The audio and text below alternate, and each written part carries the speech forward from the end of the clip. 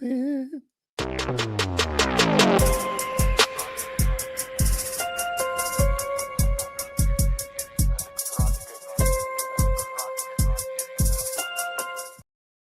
Grace and peace, everybody. We are back. You saw the thumbnail, you saw the title. You know what we're going to be doing tonight.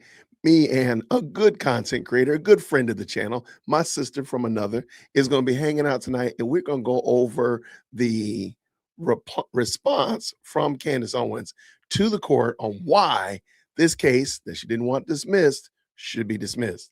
But before we get in too far and get too far gone, I want to say grace and peace to everybody. And let me bring my sister, Lady Luck Club, up in the building. What's happening, friend? How are you? How you doing? What's going on? Well, thank you. How are you? How are you? Doing well. Shout out to all of you all listening on J Witt as well as the LLC. Good evening to all. Happy Sunday. Happy Sunday to you. All right. So real quick, give me your overall 30,000 foot view. 30-second. Let's do 30-second elevator. What is your thoughts on this case so far? I think that they're gonna win. Candace continues to double down, and her attorneys refuse to just kind of, pull her in and help her understand at this point, if they're gonna bring scientific evidence, that's going to make or break it at the end of the day. Doesn't matter what people think Brigitte Macron looks like. It is about what can be scientifically proven when it comes to proving gender. Okay. So they can bring in that diagnostic test result, whether it's blood work or an MRI for pelvic area. I don't, whatever that scientific evidence is, that's going to be what the court is going to use and what the jury is going to see. I personally believe she's going to try to do an out-of-court settlement first because Candace doesn't want to go through court. And this is just based on historical context of her other lawsuits that, she's either lost or stipulated to dismissing. She never wants to go through the full process. So she doesn't really see a winning strategy here. And I do believe they're going to try to settle out of court. So I like it. I like it. I'm going to go with the Macrons are going to win. And by win, that means they will take care of her outside of court or inside of court. I agree with you 100%. I don't believe Candace wants to go to court with this trial simply because I don't know if you know, but today, Wolf of Finance announced that he got a cease and desist letter from TPUSA. Good. And to me, I think she's realizing as much as she joked about BB fighting multi-front wars in Israel, she herself is now going to experience that because I am pretty certain, I actually have it on good authority, that somebody else is suing her. So So it's not just TPUSA. It's not just the Macrons. There are other entities. I know another one. So if I know one, and I don't know everybody because I'm an obscure YouTuber, she's going to be fighting a multi-front war all over the place herself. So therefore, I think she's going to want to get some of these things off her plate because she's not going to be able to handle them all. Right. And this one right here is probably going to be the most arduous because the Macrons have to agree to a settlement. So she's going to have to put her hat in her hand and come to Brigitte and Emmanuel. I think that part is going to really twist her screws, especially if her team starts saying, yeah, you need to go ahead and give them a call and apologize. Exactly. You need to give them a call and see if they'll work some kind of deal out because we're not going to, this is not going to be a short process because they have all the time in the world to drag it out. And so that being the case, I do think this one is going to probably, she's going to try to find a way to get out of this one sooner than later, but I don't think it's going to get dismissed by the court. Once it finds out that the judge is not going to dismiss it, I think that's when we're going to go into extra innings and we'll see something like we're having a conversation or we're flying to France to have a conversation, have some croissants at the Eiffel Tower or something like that.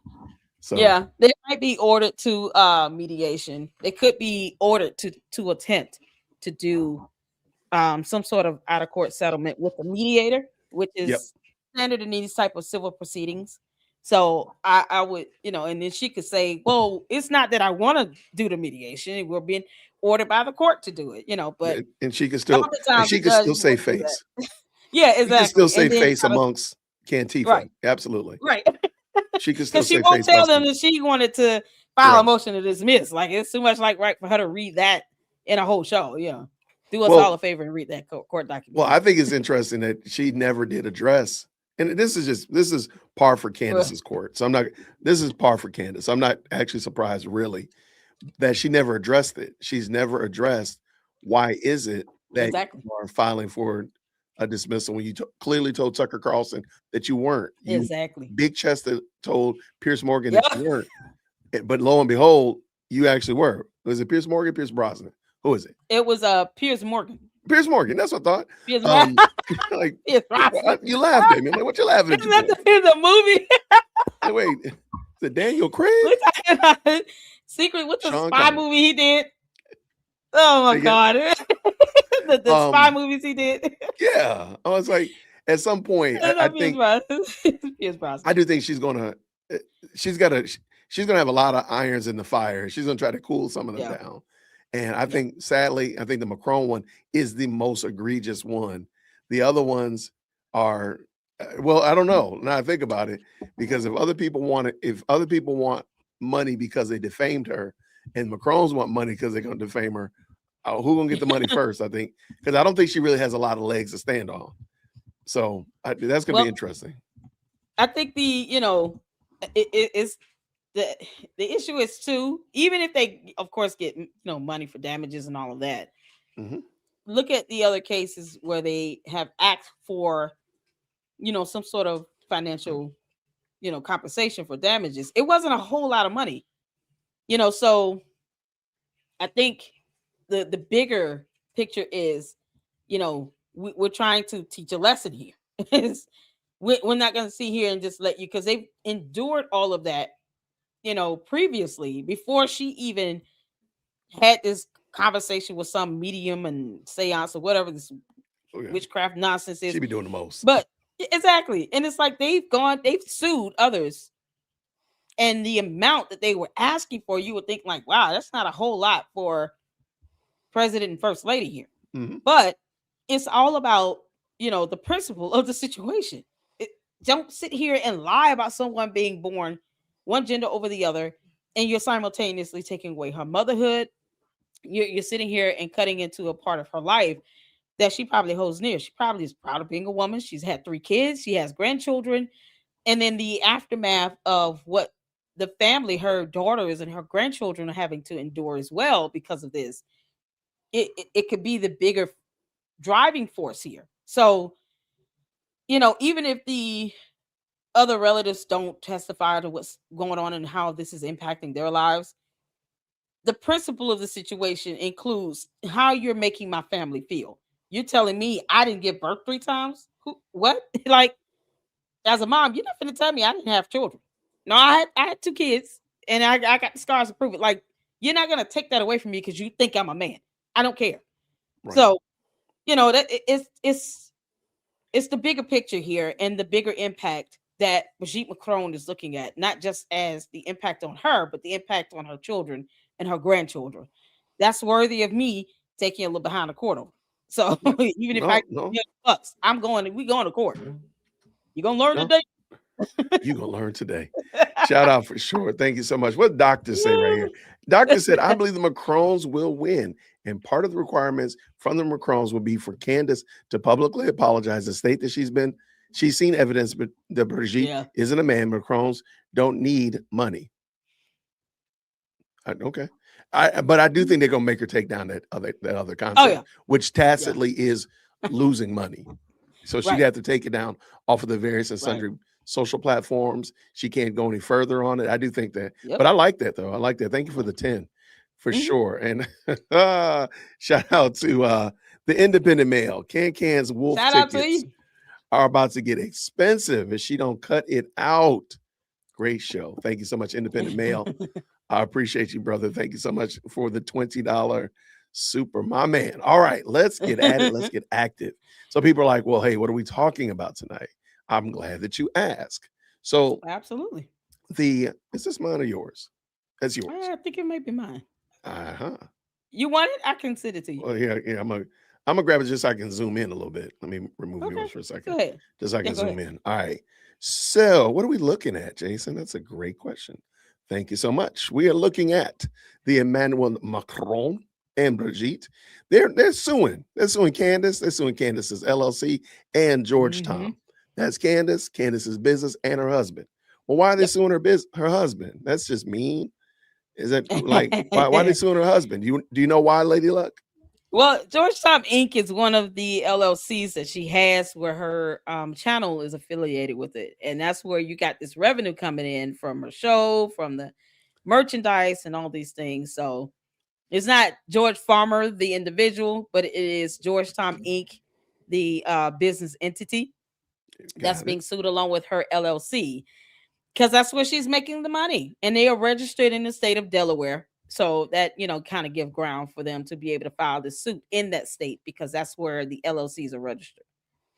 I like it. I like it. All right. So we see Yep. here the defendants reply brief in support of their motion to dismiss and to strike the first amended complaint.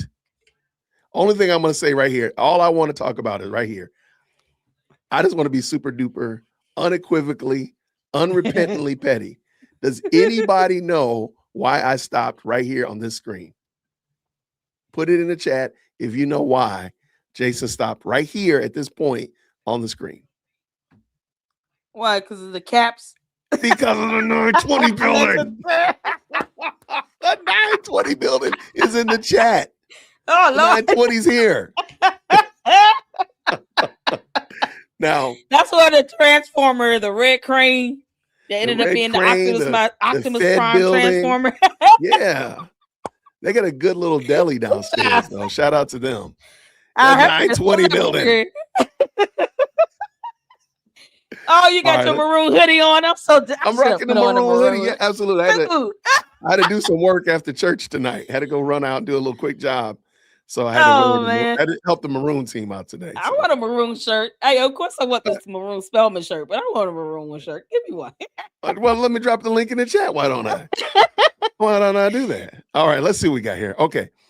We are not going to read through all of the various and sundries, but we're going to get to the more immediate matters. Because this thing has a long table of contents. I've never seen this before. Why do they have all of these no valid statutory basis jurisdiction exists? Why do they have all these in the beginning? I've never seen that before. So when it comes to certain filing of court documents and pleadings, they have to be formatted a certain way based on court rule. So what you're looking at is just a table of contents, and it's just telling the judge exactly what's where. And judges don't like to read. I'm gonna tell you all that right now. They don't like to read. So when they going over these things, they want to be able to just kind of, if they need to, let me just go to this page real quick, especially if you are pulling up this document in court. They want to just be able to get to certain sections. And then, of course, you have, you have case law to follow. Yep. I just have never seen it like this. On this. Just send me to the page. What page is that on? Like, I've never seen it made like this. Like, I mean, well, we got the Depth and Hers shout out. If y'all want to check that out, it's in there. Case law. I just thought it was really. Case law. I had never seen it formatted like this. But I mean, I understand it. It's standard. Like, this is okay. I never seen it like this. This is the reply briefs, the memorandums. They're formatted a certain way, and this is based on court rules. So many of them would be like this, and this is pretty detailed, considering. So, even though they don't really have a point to prove, but they still have to make sure it's formatted the way the court says it should be. So there you go. I can get down with it. Okay, I'm gonna let you get started reading, but I just want to make one point. I think it's adorable. Absolutely, wrap your arms around it. Adorable. How Candace is sometimes a journalist, other times just a podcaster, other times an investigative journalist. Whatever it is that she just determines and defines herself. I mean, she's a Renaissance woman. And I just think it's adorable because now she's the American journalist. No. The American journalist. Here, you know what? I know I just said I'm gonna let you do it, but I'm just feeling my coffee's starting to kick in. So go ahead. The plaintiff's attempt to muzzle an American journalist through a contrived defamation suit not only tramples on the First Amendment, it comprehensively fails as a matter law. Is it a matter of law or matter of law? It's a matter of law. It should It be should be of, a right? matter of law. Yeah, it should be of. Okay. It's And one of funny those words because didn't make the cut. so somebody sent this to me initially without all of the other without the index in the beginning. And I was like, I don't know if this is right because it had spelling errors in it. I'm like, wait, Yeah, what's the you grammar won't error in there? I find said, that. this ain't legit. Yeah. Nobody did that. You at least went Grammarly on them. Yep. Let me stop That's because I it's mess up the all the time. attorneys. Plaintiff's 3 attorneys. opposition cannot correct several dispositive flaws in their pleading. Thus, this court should dismiss with prejudice plaintiff's amended complaint for 4 reasons. Go ahead, Lady Luck. What's reason number 1? Ooh. So it says first, this court lacks jurisdiction over Owens, notwithstanding plaintiffs' belief that Delaware courts may exercise general jurisdiction over any person anywhere, even if they lack any meaningful connection in the state. Delaware statutes and due process principles instruct otherwise. Plaintiffs similarly neglect to provide valid grounds to exercise specific jurisdiction. That's funny Oh, because child. they clearly explain, and again, and I've said it here and I've shown it here on this channel. Candace has sued people from Delaware. I think Yes, that she has. automatically kiboshes this right here, not because I want Yep. Candace to lose, but because no, you've sued people from Delaware, boo. Like you Right. sued them. Right. And here's the thing to remember too is that the defendant in that particular matter, I think it was USA Today and Gannett, Yep. they also have their LLC registered in the state of Delaware, but she did state in that court document that her LLCs are registered in the state of Delaware. So, you know, in these matters, the defendants, wherever their LLC is registered to, then that would give the plaintiffs ground to file that lawsuit in that state. And that's why it's in Delaware, because Candace's LLCs are registered in Delaware. Right. Because they wouldn't have and I guarantee, and not a guarantee, but it would be interesting. I wonder if they had filed it. Let's just say they filed it in Nebraska. Let's just say for whatever reason they filed it in Right. Nebraska. I wonder would they have been using the same argument, or would they say like my LLC is not even in Nebraska, or they filed would in New use the York? same How about what they use in New York? Say again. Yeah, I think it's the same argument. Yeah, I think the same argument court would have lacks come up. jurisdiction. Yeah, exactly. But this one right here, I think they kind of just skate by the fact that you do have an LLC in Delaware. I have no business in Delaware. I Right. truly have no business in Delaware. So therefore, it wouldn't make sense for that case to be against me in Delaware. It would need to be in Georgia at best, right? Right. But my LLC, if it was formed in, I don't know, if I had my LLC in Texas, then it would make sense. I don't know why that's a lapse so far. If you look at what they said, they're saying over the person. So Candace is being sued in her individual capacity as well. They're trying to say, well, you don't have jurisdiction over Candace Owens, the individual, and she does not live in the state of Delaware. But Gotcha. they don't even mention the fact that the entities that are actually co-defendants are registered in the state of Delaware, and the courts could have jurisdiction over that. So it's almost like they're saying, and here my question would be, if we took Candace Owens out as the individual, as a co-defendant, and just left Candace Owens LLC and Georgetown Inc., then would they still be making the same argument? That's a fantastic question. I don't know. Yeah. It's almost like they're only reading one of the defendants. There's 3 defendants on the complaint. The first one is Candace. Well, Candace doesn't live in Delaware. She don't live here. Throw everything out. Like, just read the next line under, my guy. Read the next. Exactly. The right. Just look down one more. Just read the second complaint. All right. So the second reason here says second plaintiff submitted complaint impermissibly as factual allegations that post-date plaintiff's original pleading in violation of Superior Court Rules, Civil Rule 15. Plaintiff's opposition provides no legally cognizable basis for their improper supplementation. So I don't know what the Superior Court Rule, CV Rule 15 is in the state of Delaware. I can't recite it. So I think, I would just have to read that to understand exactly what they're claiming is being violated here.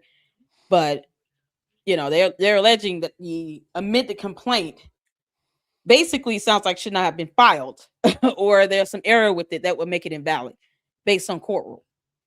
We'll look into it. I like it. Yeah. Third, plaintiffs cannot overcome defendants showing that Delaware's borrowing statute requires the court to apply France's 3-month statute of limitation. The flaw is fatal to all of plaintiffs' claims. I don't know where this borrowing What is the statute comes statute? from. Yeah. Yeah. And we did Yeah. ask, and I know some people are going to say, hey, well, you all are not lawyers. That's right. I'm a pre-K law student. I know, I man. don't Yeah, know a I'm not thing. lawyer. And we did reach out to a few lawyers to tap Mhm. in. And again, a lot of them are busy and doing their own things. And this is just a really just a pet project of ours. So I do apologize Right. if we don't have all of the I's crossed and the T's dotted. So just please forgive us for that. Now, you caught that? Yeah, I did. Okay. I just want to make sure you We caught that. got the Good job. T's today, y'all, and Good crossing job. eyes. Good job. That's what we do. So you know what to expect from us. You know what to expect from us. Yeah. All right. Let's go. Number 4. You want 4? Yeah, I'll take it. Fourth, plaintiff's argument is that this court should bear this ease despite the state lacking. Is that ease? Case. I'm sorry, case. Despite the state lacking any real connection to the case, and plaintiff's concession that Delaware law does not apply misapprehends the law of forum non-convenience. As such, the relevant cryo-made factors favor dismissal. So like I said, it is more lingual that the legalese. I haven't looked that up, so I have to read what the forum non-convenience is and all of that. Okay.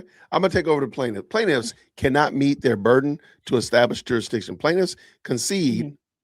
Now, this is the plaintiffs concede that it is their burden to establish jurisdiction over both Delaware statutory law and due process principles. However, they fail to meet this burden on any theory. Accordingly, this court lacks personal jurisdiction over Owens. I still don't understand why they can't. They keep saying over Owens and not considering the other aspects like Owens LLC and Tom George Tom George, whatever, LLC. Yeah. No valid statutory basis for jurisdiction. Did you have something to say? I'm sorry. No, go ahead. No, I'm listening. Plaintiffs fail to establish general jurisdiction under the section 3104 Charlie 4. As shown, and I'm not going to read all that, Owens is not subject to general jurisdiction under this Delaware code. Plaintiffs appear to assert that Owens may be sued in Delaware for any tort committed outside of the state. That is absurd. I can't believe they wasted words on that. Yeah, like why do you keep saying? Why is saying that is absurd? This does not apply. Like they wasted words on these ridiculous statements. Like they're attorneys. That's what you think this is. When you see op BR, that's opposition brief, and then they're giving the page numbers just as a heads up so that people can see what that is. But yeah. Okay. So I'm gonna file an op against them. I'm gonna file an op BR against them. No, I like it. Ooh, okay. Lord have mercy. Well, wait till you see what I actually say what this is. Lord. The statute code. Squiggly line. A squiggly line right there. Squidward up in here. Yeah, shout out to Squidward. There we go. To establish general jurisdiction, plaintiffs must demonstrate that Owens has a general presence in Delaware. I still don't get, like, I'm trying to figure out, like, why is it that you're hung up on Owens being in Delaware and not her company? Right. And the fact that she chose Delaware as a state to register these LLCs does not mean directly that she's going to have a physical presence in the state itself. And even if she did, let's say her LLCs were registered in Texas, then they will follow the money. They're not following the person, Candace Owens. They're following the money that she's making under these LLCs. So I don't, whether she's in the state of Delaware or not is irrelevant. She could go there and live there 11 months out the year. You know, this still comes down to the fact that she, the person, is the one that's being defamatory, making the statements, and she's profiting off of it from her YouTube channel, from her book sales, from her merchandise. It's all registered under this LLC and Georgetown Inc., which is affiliated with. they're just going. They're suing where the money is. That's it. So I I guess don't care if she lives there. it might not be an exact apples to apples, but I guess I would ask this question: is there a benefit for registering your LLC in Delaware? It could be a tax benefit. There's a I tax mean, benefit, right? There would be a yeah, I tax think there's a benefit, tax or benefit. there's some reasons why. Because again, Delaware is there's a lot of people that have their LLCs in Delaware. Right. Yeah. So does she Yep. not receive a financial? Let's just say it's taxes, and let's say Hmm. that if she were in Tennessee, she would pay this amount, but in Delaware, she pays considerably less. Is that fair? Or let's Yeah. just I think for an that's. I example. think that's what it So is. there She is gets a more tax monetary breaks too. benefit and a Yeah. financial reason for her to Hmm. do it in Delaware. So is Right. she reaping that benefit? Because she's not paying Tennessee level. Let's say Tennessee Hmm. level was 20%, but in Right. Delaware it's 10%. That's a big jump. Yeah, it Is is, she is and she she gets to is do it she all under paying her she LLC. paying the full 20 to Delaware? No, she's not. She's Nope. taking advantage of it being 10%. So Right. therefore, you do get a benefit for being in Delaware. Yeah. Like, Exactly. just stop. Like, just stop Not playing. physically in person, but the attorney Yeah. said they've been making this argument about libel tourism, since the beginning, and it's like first they were shopping around for who has the best jurisdiction, and then Do they now have it's proof of that? she's not physically there. Do No, they they have can't. proof of that? I never No, saw proof of that. not at all.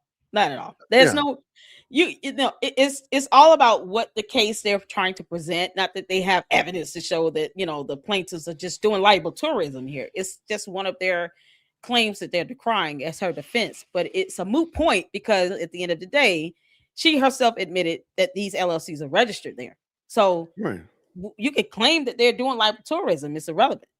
They would not be in the state of Delaware if her LLCs weren't there, where she's making the money. So Well, guess what? Plaintiffs can neither make such a showing nor establish any of the limited set of affiliations with a forum that will render a defendant amenable to all purpose jurisdiction there, which each ordinarily indicate only one place for individuals there domicile.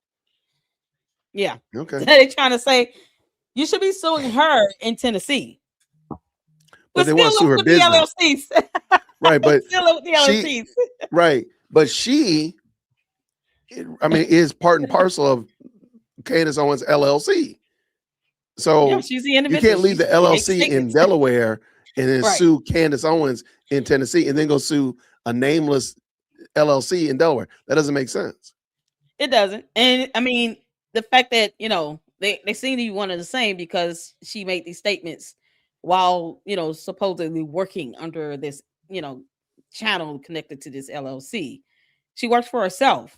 It's Right. kind of like, you're not suing a separate business to which she's just employed for. No, she is the employer and employee. So it's hard to separate her from, the statement she made while working and making money under this LLC. I mean, it comes down to even if they take this to Tennessee, they're still gonna sue her and get damages. At the end of the day, you're just decrying lack of jurisdiction, and they're trying to buy time by saying the statute of limitations is not passing by because there's certain time frame you have for these type of cases to be filed. Now it's Yeah. once they push that and realize that's not going to work, then it'll be like, okay, well, now what we're left with is statute of limitations. It's like throwing spaghetti at the wall. It's Yeah. ridiculous. No, I'm totally with you. All right. Where was I? I don't remember. After the Uh, case law there. oh my gosh. Yeah, I'll just go with second. Second, Yeah. plaintiffs assert general jurisdiction exists because Owens, through her business entities, contracts with various Delaware entities not headquartered in Delaware, but no authority supports this theory. Merely contracting with Delaware entities is insufficient to establish specific, much less general jurisdiction. But you're not just contracting. Yeah, she owns the LLC, Isn't so it's isn't having your LLC formed in Delaware more than just a contract? I mean, you're taking advantage of, again, of tax benefits, of other right. benefits that come from being there. It's not just like I'm doing business with a t-shirt manufacturer in Delaware or a coffee brewer in Delaware. I'm I'm doing more than that. Am I right or am I making that up? No, you're not. I mean, it's they're trying to say that her LLCs are, not headquartered here, but they're registered there. Right. And whether the physical location of the business is located there is irrelevant because she works in her basement. But the LLC does not have to be headquartered in the same state where she works out of. That's with any company. You Yes. can have a headquarters of a company in one state, but then they have branches in other states. Hmm. So if you don't sue the state where the headquarters is, doesn't mean you don't have jurisdiction to sue, where one of the branches may be located in a separate state. If the incident occurred in that state, in that building, of Coca-Cola, and it's in the state of Florida, but the headquarters is in the state of Georgia, you're suing where the incident occurred. Correct. They're trying to say her headquarters isn't even here. Her headquarters is where her home is because it's hers, but it's where her LLC is. That's it. Why does she even have this stuff registered in Delaware? Yeah, Oh, the that's the tax question. benefits. It's because have That's a to. 30. It's That's not the contracting in Delaware.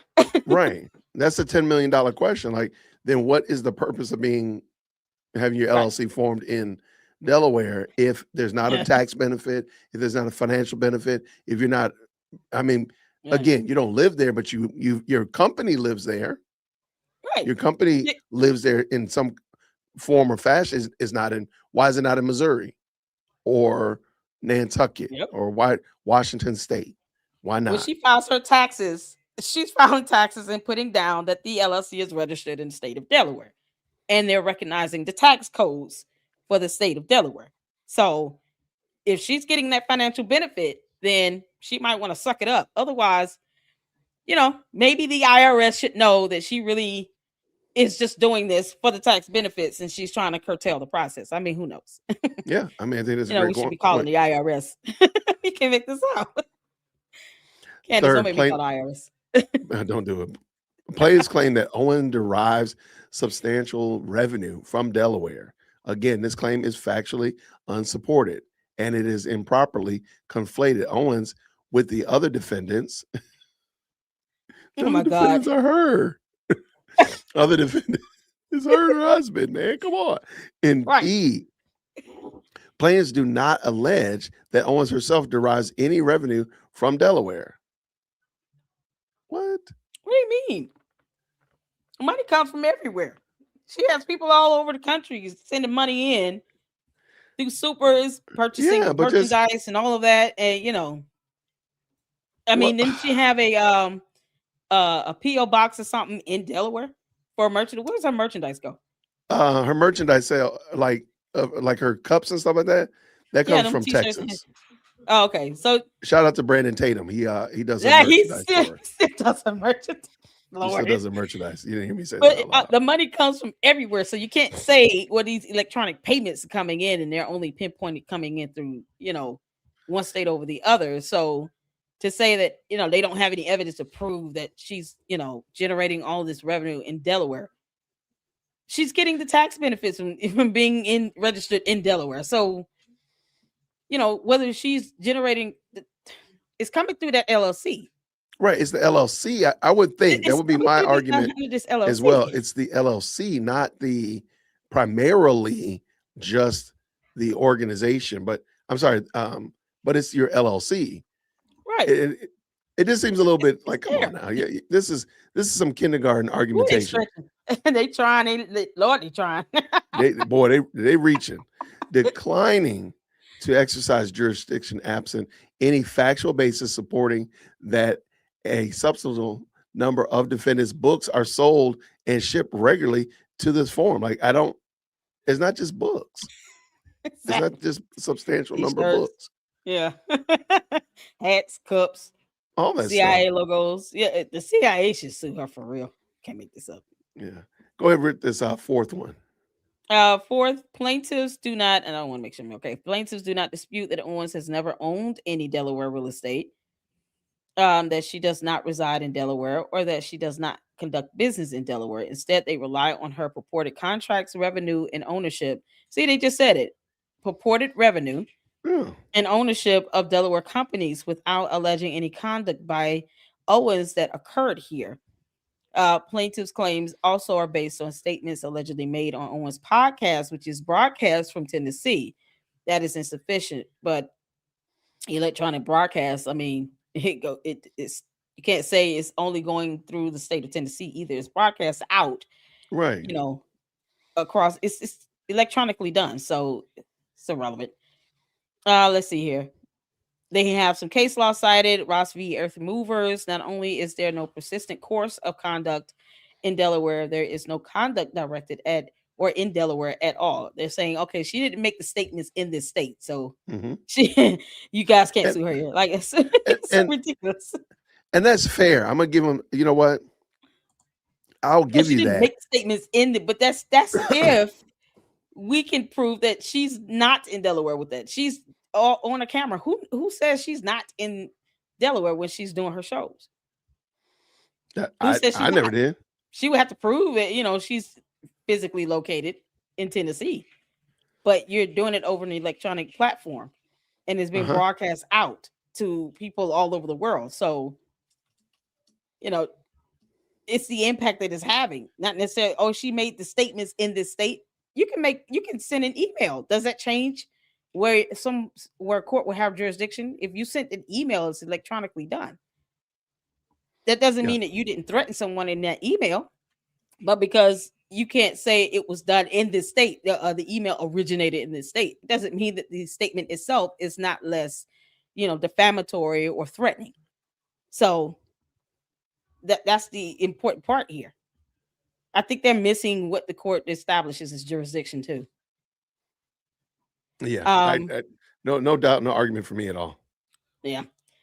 So let's see here. Lastly, plaintiffs argue that anyone who operates a website through a Delaware entity subjects themselves to general jurisdiction here.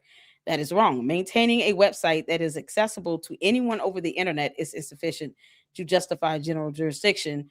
And then they cite case law here. Well, that could Hmm. go both ways. That means that, you can't say that it should not apply in the state of Delaware if it's done over the internet. There we go. So internet is interstate, it And, crosses state lines. right. And if your business is primarily online, then why are you forming your LLC, which again is primarily online in Mhm. Delaware? Why don't you move your LLC to where you are located? If you don't do Right. that, then you are subject to the laws of where your business is LLC'd. Yeah, That would just make exactly. sense. Exactly. So number two, plaintiffs cannot demonstrate long arm jurisdiction based on sections 3104 C13, nor can plaintiffs demonstrate long arm jurisdiction. Plaintiffs' assertion that Owens has not contested plaintiffs' well pleaded jurisdictional allegations, opposition 9, and therefore has conceded them fails. Once Owens moved to dismiss on jurisdictional grounds, it became plaintiffs' burden to show that the court has personal jurisdiction over her, and they have her, not the LLCs, in quotation. Sorry Then about they that. cite case law here. Owens need not have anticipated in her opening brief every jurisdictional theory plaintiffs might raise. Need not have anticipated in her. What do you mean? So if they don't anticipate it, that means that the plaintiffs can't bring it up. I mean, Right. that would be the whole purpose if you're giving them, if you're saying it's now their burden. Of course, they're gonna go for every theory they can based on Right. case law. It makes no sense. What are they talking about? I don't I know that again, I know legal professionals will explain that this is brinksmanship or whatever like that, but we just are looking at this as your average Joe and Jane. And does this make sense to us? Why would somebody do this? It doesn't make Right. sense. Yeah, no, it doesn't. Let's see here. This is Delaware Superior, November 14, 2025. The purpose of the reply brief is to respond to matters raised in the answering brief. The point of the rule against new arguments on reply is to prevent sandbagging, not require movements to anticipate their opponent's arguments. Regardless, Owens did contest plaintiffs' asserted factual basis for jurisdiction. Oppositional brief 9 through 21 and plaintiffs' new theories under section 3104 fail for the same reason. So I don't know what this section cites, so it's kind of hard for me to kind of give feedback on that. No, that's cool. Let's keep going. As to section 3104, plaintiffs allege that Owens contracts with Delaware entities and sells things consumed in Delaware. I mean, Mm. so Does it have I to be mean, consumed in Delaware? Does right? it be I consumed in don't know if it Delaware? needs to be consumed or what does consumed mean? That might be another question. Like if I sell a hamburger and you eat it in Delaware, you're consuming it. But if I'm putting out a podcast, are you consuming the content? Or I put out a webinar, are you Right, consuming the webinar? Or if I'm right. putting, Where is I it got an being audio yeah, book, are you listening to it? right. Where Right. is the So, product being consumed? So they're saying, oh, it or should be consumed in Delaware. No, it doesn't, because it's being sold, it's being purchased online on the internet, which crosses state lines, and then is the broadcasts are being consumed in every state in the US, not just in Delaware. correct. So they keep missing the point with this whole thing with the LLCs being registered there. Yeah. And I think I don't know if it's deliberately being obtuse or they just don't get it. Or maybe we don't get it. I don't know. But like, I don't hear, I can't imagine that you would make this argument anywhere else except, and again, I'm not mad at you because you're trying to get your client off. You're trying to Mhm. earn your salt. I'm not mad at you. So do what you Yeah. got to do. It just seems like this is not the best argument. And I don't think you really have a good argument for why you shouldn't be sued in Delaware. That's the part. Right. Exactly. Do it. All right. Where did we stop? As, As shown. Yeah. as shown, Supra Section 1A1, contracting with Delaware entities is insufficient. Okay. Okay. Insufficient. Further, for this court to exercise jurisdiction under section, some act must actually occur in Delaware. But your business is digital. Doesn't it happen everywhere? You would I think. mean, I'm not trying to be On state line. obtuse about it, but it seems like it does happen anywhere. Mobile Diagnostic Group versus Sure. And we'll have to clean that up as well. But here, plaintiffs allege no act by Owens in Delaware I'm trying to figure out why this Chief Harstel versus Vanguard Group Inc. from 2011 at 14 Delaware. Just citing case law, but when did the plaintiffs say that they recognized that no act was alleged in Delaware? What if she went to Delaware and actually made some of these statements and did a broadcast in Delaware? What if she did? Yeah, I think they're just trying to muddy the water. Personally, I don't see any good reason for why they don't see it like that. Right. Okay, let's keep this dance going. Okay. Where none of these acts by the individual defendants alleged to have caused injury took place in Delaware. Okay, so I would ask the question, are there any acts that cause injury? And what are they? Because they didn't have to happen in Delaware, I wouldn't think. I think because we're leaning on the LLC where your company is formed. Yeah, they're saying, the defamation itself, where they claim they were harm, the harm came from the defamation itself. And they're saying it was not done in Delaware. Okay, so that means you're going to be prepared to just come in and prove where she was every time she broadcasts, because we all know she can definitely travel and go somewhere else and do a live stream or do a post or, the defamation wasn't just limited to the broadcast. You're talking about posts, books, tweets. Yep, all that kind of good all jazz. those things. So who says she was never in Delaware when she put out these defamatory statements? That is that metadata. We gotta get that Harper metadata. Act. Candace, give us your coordinates. We gotta get that. We gotta get that metadata. We gotta get that metadata, friend. All right. Moreover, the mere formation of a Delaware entity without more is insufficient for a court to exercise jurisdiction. That's interesting. So you could just have a business entity in Delaware and not get sued in Delaware because I live in Georgia.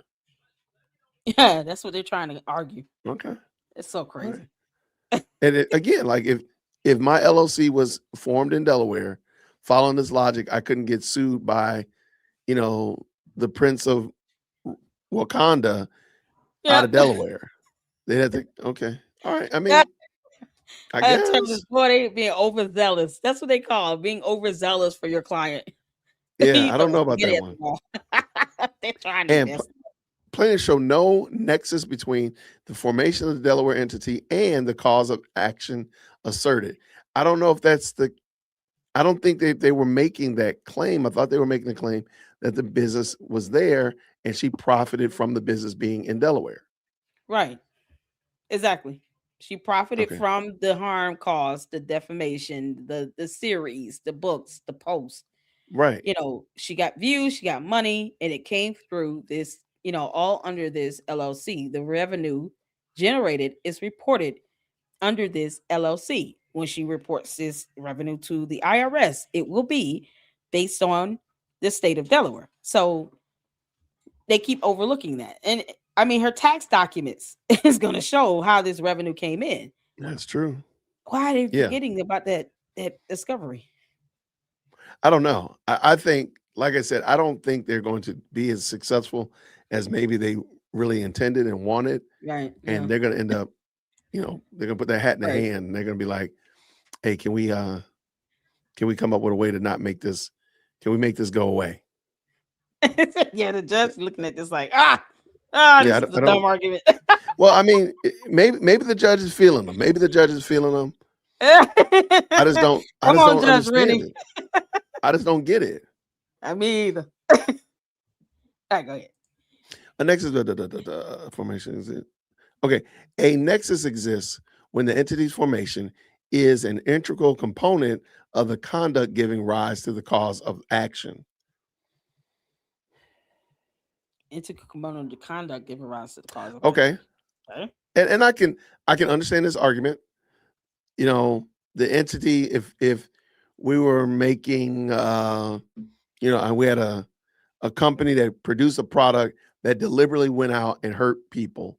Well, the formation of the company was to make these products that deliberately go out and do nothing but hurt people. Does that make sense? Yeah, And it does. But I that's mean, what I'm understanding. Like, it's not that component. I can understand that.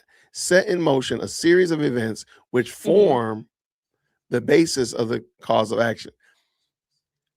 I think that's where the problem is. Like the company's right. LLC, and again, maybe you didn't start out to cause chaos, but I don't know. Maybe you could make that argument because she got She's her. always been controversial. So That's to true. say, this is not ever established to be defamatory. Well, she's sued and been sued since she's had this LLC previously. Right. So what are we talking about here? She is either creating the controversy or she's claiming someone is, being defamatory towards her. But this is not the first lawsuit that she has that has been, either filed against her or that she's Hmm. filed against someone else with this LLC in the state of Delaware. That's what's so crazy about this. So she intentionally did a series of, videos and books and posts and all these things on the internet On the that interweb. led to, these defamatory statements being made. She Right. intentionally did this stuff. It wasn't accidental. It wasn't like, oh, I didn't mean to make these statements and not fact check myself. No, she did that and she doubled down. Right. And now there's a season 2 and it's still being done while she has this LLC registered in Delaware. There's a season 2 of this Brigitte thing. Yeah, Like, come on. she's allegedly working on. No, that's always a good point. So no, in plaintiff's Tamir case, citing the Delaware entity was necessary both to complete the transaction and give effect to the contract that formed the basis of the litigation. Mhm. But is that always the case, though? No, it's No, I don't think it's always the case that I had to start this company and with the intent of it hurting and harming somebody particular. Maybe it just did it on a whim. Maybe it wasn't intentional, but it came out later on. Or maybe after the fact, there's an arm of the company that does cause chaos and harms people. Like I don't know why that would have to be the way that he went I'm about trying it. I'm trying to Where figure out what contract this is. They keep saying she's contracted with entities in Delaware. No, she owns these LLCs registered in Delaware. What is she contracted with? I don't know. I think Who are that, these contracts? in my opinion, based upon information and belief, I feel like they're trying to hang up on contract so that they can say, see, there's no contracts that the LLC is doing. It's kind of like they're just like Hmm. chumming the water by keep saying it, as if Yeah. that's the argument that the Macrons are making. I don't think that's what they're doing, Right. in my Exactly. opinion. Yeah. All right, jurisdiction. Where did I go? Sorry about that. Jurisdiction It's okay. based on Delaware's entity appropriate where it was created for the express purpose of facilitating private entity investments in the United States, including Delaware, and the entity's Delaware focused conduct was the subject of suit. Didn't you? But are you not investing in America? I mean, I mean, it's in the United States by working and doing business in Delaware? I'm missing that argument. private equity investments. I mean, she's generating revenue, whether she's investing or not. What she has assets or anything there. They're focused on the revenue itself. If she was ordered to pay out a judgment, it's gonna take money. So They take money. they're just trying to follow like where the cash flow is. There's whether she's got you know private equity investments and all of that. That had Yeah, nothing to do with her choosing to make these defamatory statements and cause this damage. So I don't get it. The Delaware entity must have been formed for the purpose of engaging in the challenged transaction. See, that's what I'm saying. Like you had to build the company in order to, like, you started the company in Delaware because you wanted to attack somebody else. That's not, or hurt somebody particular, or or do what, generate revenue for it. right. Yeah. Like make No, money off that's of not, this. no, I don't think that's, But I don't know. I think, this is I so don't weird. think that this is going to fly. The case law is going to be what it is, but I just don't think it's going Hmm. to fly in that direction. I don't think the judge is going to be that obtuse. So, Right. okay, let's keep going. Here, however, as plaintiffs concede, the entity defendants were formed years before Owens made any of the challenge statements. Okay, I don't know if that needs to be the case, but maybe that's it. Maybe that's the silver bullet. Maybe that's the smoking gun that will cause them to be successful and say, "Hey, well, we had this company years prior, her making these terrible statements." But they're trying to make it seem as if that's no one's challenging whether or not she created these LLCs to make these defamatory statements and cause the damage. It's the fact that she simply did it and the revenue she generated from the defamation, from the shows, from the statements made, from the series, from the books, the products, all of that generated revenue that fell under this LLC. Who establishes a business to be defamatory? That I mean, if that's what Um, they're summoning down to, it's like no one creates an entity and forms a business just so that they can make money being defamatory. Like no one's going to tell on themselves, even if they wanted to do that. No one's going to go to court and say, "Well, this is why I have this LLC. It's really for me to go out and verbally accost people online." No one's going to ever admit to that. So right. they're making a moot point that doesn't seem to chime with what the actual allegation is because they're just trying to bring forth all these various arguments to the court to say, here's why you don't have jurisdiction. Here's another reason why you don't have jurisdiction. Here's this other reason. And the arguments they're making is doesn't seem like they're all based on what has been alleged. They're just throwing out all of these theories out here. And they're just hoping the judge just falls for one of them. That Uh, uh, seems to be the case here. they have to fall for a lot of them, in my opinion. Though here, however, as plaintiffs concede, the entity defendants were formed years before the Owens made any of the challenge statements. I already read that. Sorry about that. And the There you go. formation has nothing to do with the plaintiff's claims. That's what I'm saying. Like, I think that's, to me, that's Mhm. probably, of everything we've read so far, that's probably the better argument that they've made, is that the company didn't start out with the intent. That's probably the best argument I've heard, but I don't think it's good. I think that's probably the best of the bad arguments that we've heard. Yeah, exactly. According to this section, is no basis for jurisdiction. Just because of that, there's no jurisdiction. Let's go. Plaintiffs allege Owens caused them reputational and other injury in the state through her torturous conduct of publishing and distributing the series of related ex posts for Delaware citizens and residents to view through Delaware entities. When did they say that? Did they allege that specifically? I think so. But Delaware citizens and residents, why would they?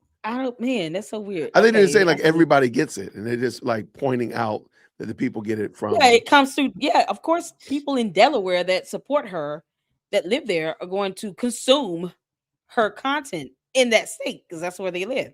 But this is ultimately all done on electronic platforms, so it's being broadcast out beyond just the state. But you can't say that no one in Delaware is consuming it either. So hopefully that's what they mean when they with the allegation. No, I agree. Let me see. We are on what point are we on? However, do not. No, I was gonna say I'm gonna take a commercial break real quick. Okay. Let's take a quick little 3-minute commercial break, everybody. Yay! Just to kind of stretch. I think you might enjoy this. So let me make this. Oh wait, can we check out the video of that was done? Because TPUSA sent the cease and desist. Yeah, I did that one this morning. It's a long video. It's like 20 minutes long. I saw one that was like 3 minutes long for somebody else. Okay. Well, I do have a commercial break I think everybody will benefit from, though. Let's go. Shout out to Milk Bar TV. Green hearts in the chat where you can hear. Milk Bar. No one, and I mean absolutely no one, outside of my husband and Erica Kirk has the power to shut me up right now. That's it. 2 people.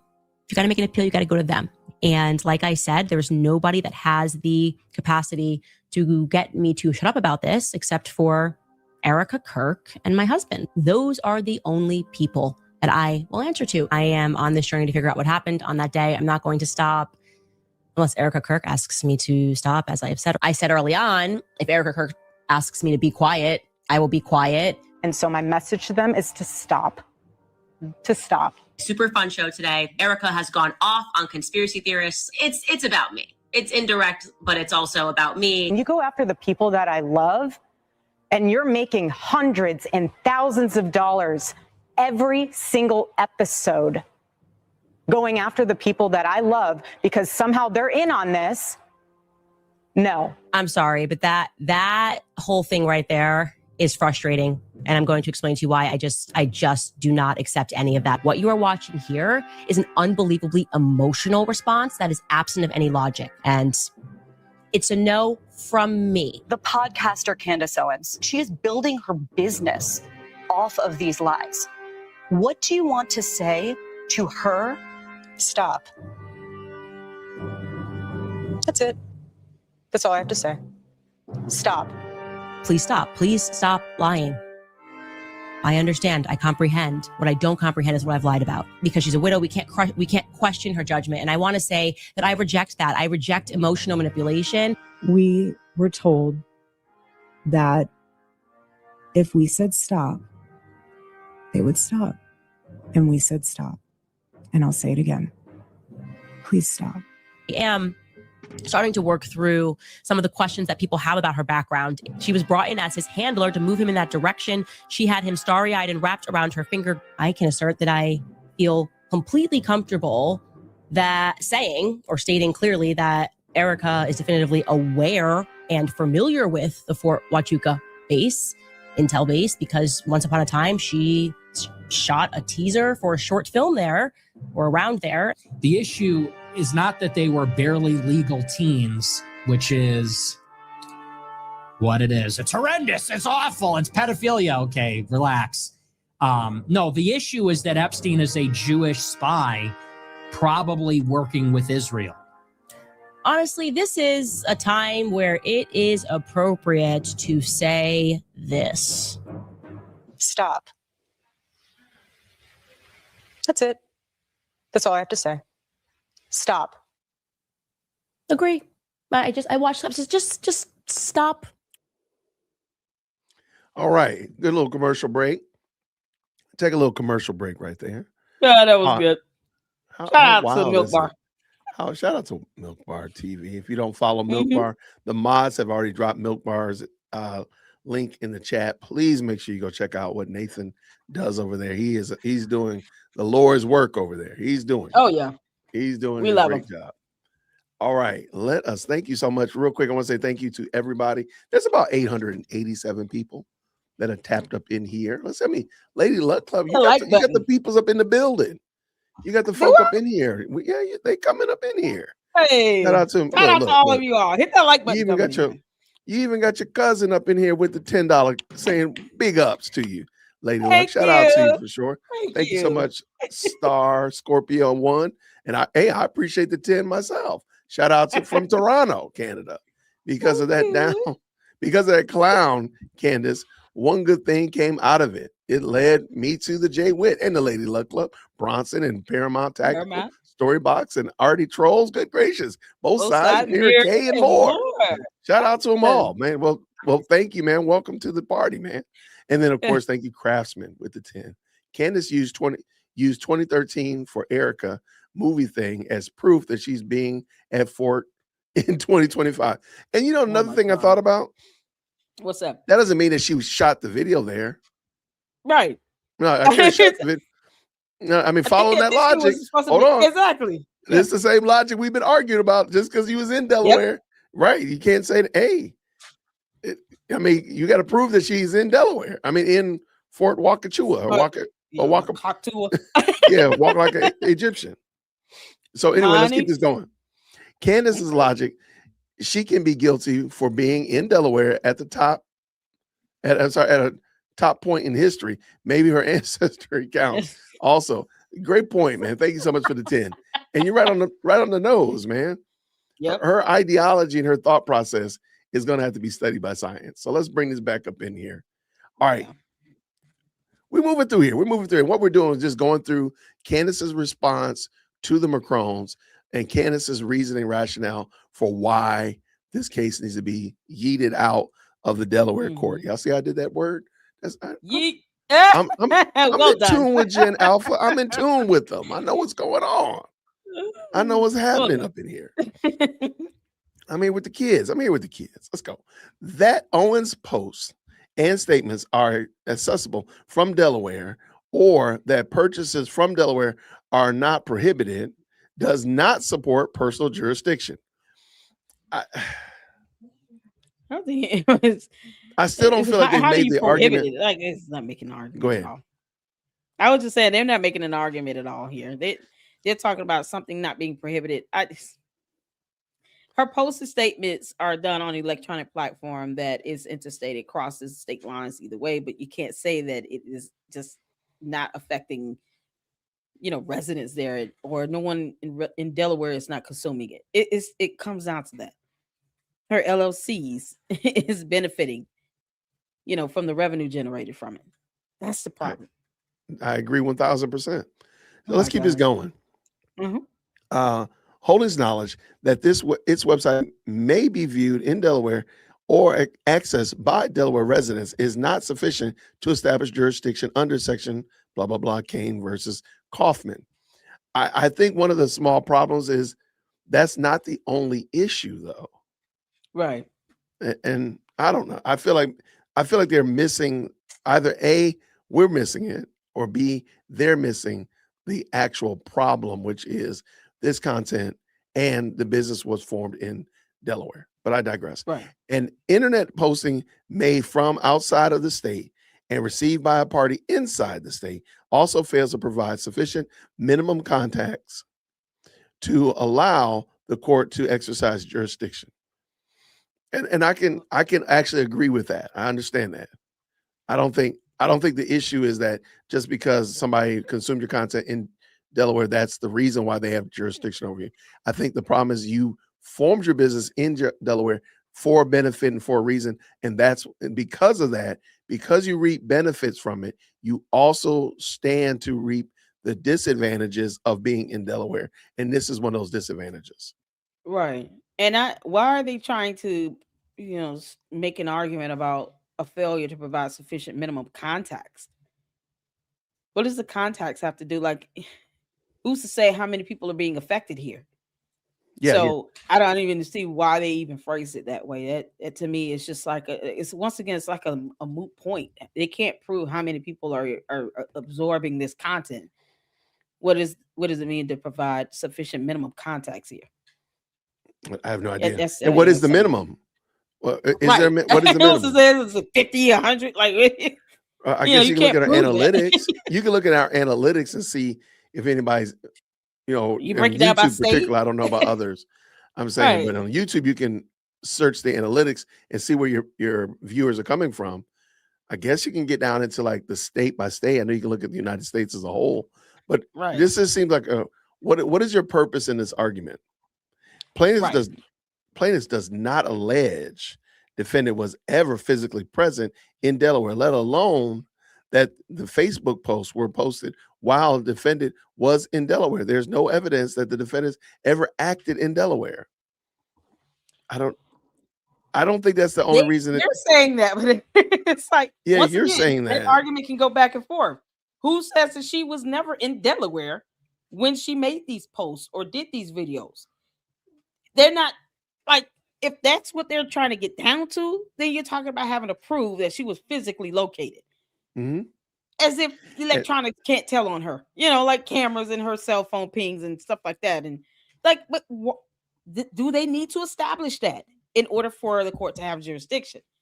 No, it's not the only way to establish jurisdiction when it comes to her individually. Like, this is ridiculous. They're saying Like, you got to be in this state to send this Facebook post. No, you don't. yeah, I If don't. you're making the argument, you got to consume it in the state of Delaware. Why do you have to be in the state of Delaware when you send the post? That's crazy. Say, and maybe we're also. To me, I'm looking at the formation of the business. That's the only issue, really. What your company does is Right. not my argument by a mile. I'm just like, well, your business is is formed in Delaware. You're reaping a Mhm. benefit of it. There are consequences as well, and these are Right. one of those. So we're on the Right. find out aspect of the equation. There you So go. you formed in Delaware, and now you're going to find out the benefit of it or the lack of benefit of it, and that's Right. that's where I'm at. So I'm not really arguing, and I don't know why we're arguing about whether or not what they did was there. I'm like, this is where your company was formed. And it And just that's seems what the like judge is going to say. right. That's why I don't think this is going to make it. Again, I'm not a legal expert by any measure. It just doesn't seem to make sense why reap the benefits of being in Delaware if you're not going to also run the risk of the consequences. If Delaware became an unfavorable state for LLCs, would you just stay there? Or would you move to let's just say that Montana became the LLC haven? Would you be moving to Mhm. Montana, or would you stay in Delaware when Delaware became non-favorable for LLCs? I think we all know you probably would go to Montana. So Right. what are we doing? Right. Yeah, I don't. This is crazy. She has The LLC registered there and in other states too. So it would be, I guess, the same argument they will make it depending on no matter where they are. It seems like they would just make this argument regardless. Crazy. I do agree. I think if this argument had been in Montana, they had sued her in Tennessee, I think they would probably make some very similar Yeah. argument. Yeah. Yeah. They probably would argue a little bit different and say that, hey, it's somebody said it's on the World Wide Web. Somebody would probably argue like it's on the World Wide Web. And that's probably what they would say. I can almost see it. I mean, No, we it's don't not coming to the U.S. It's going to Australia. They banned her from there. right. I mean, Not sadly, the other web. sadly the incursions happen, so we can't see all the different formations and ideas and possibilities of the multiverse. Darn it. I wish we could do that, but we can't. So we just have to just assume this. Very good. The mere Boy, these branches of these timelines and something. right, the timelines are going all over the place, man. Crisis on Infinite Earths. The mere ability to access the posting from one's computer does not confer personal jurisdiction. You can't make this up. For example, recently rejected jurisdiction for defamation claims based on a press release published in Delaware category of a website because defendants must be physically present in Delaware while making defamatory statements to support jurisdiction. I just wonder what this, and we'd have to look into this one specifically. I would have to read. Yeah, I would have to like see the summary on this case law here. Right? Is Oh it my God. are one of these companies? Cytotherics Inc. v. Castle Yeah, Creek. So they're saying that recently rejected jurisdiction for defamation. So the defendant probably filed the motion to dismiss based on that, and it was granted. It seems like that's what I'm because thinking. the press release published in Delaware in the Delaware category of a website. But you're talking about a category of a website that's probably hosted by the defendant itself, because defendants must be physically present. Yeah, I don't get that That's some part. other factors in that that could have warranted that type of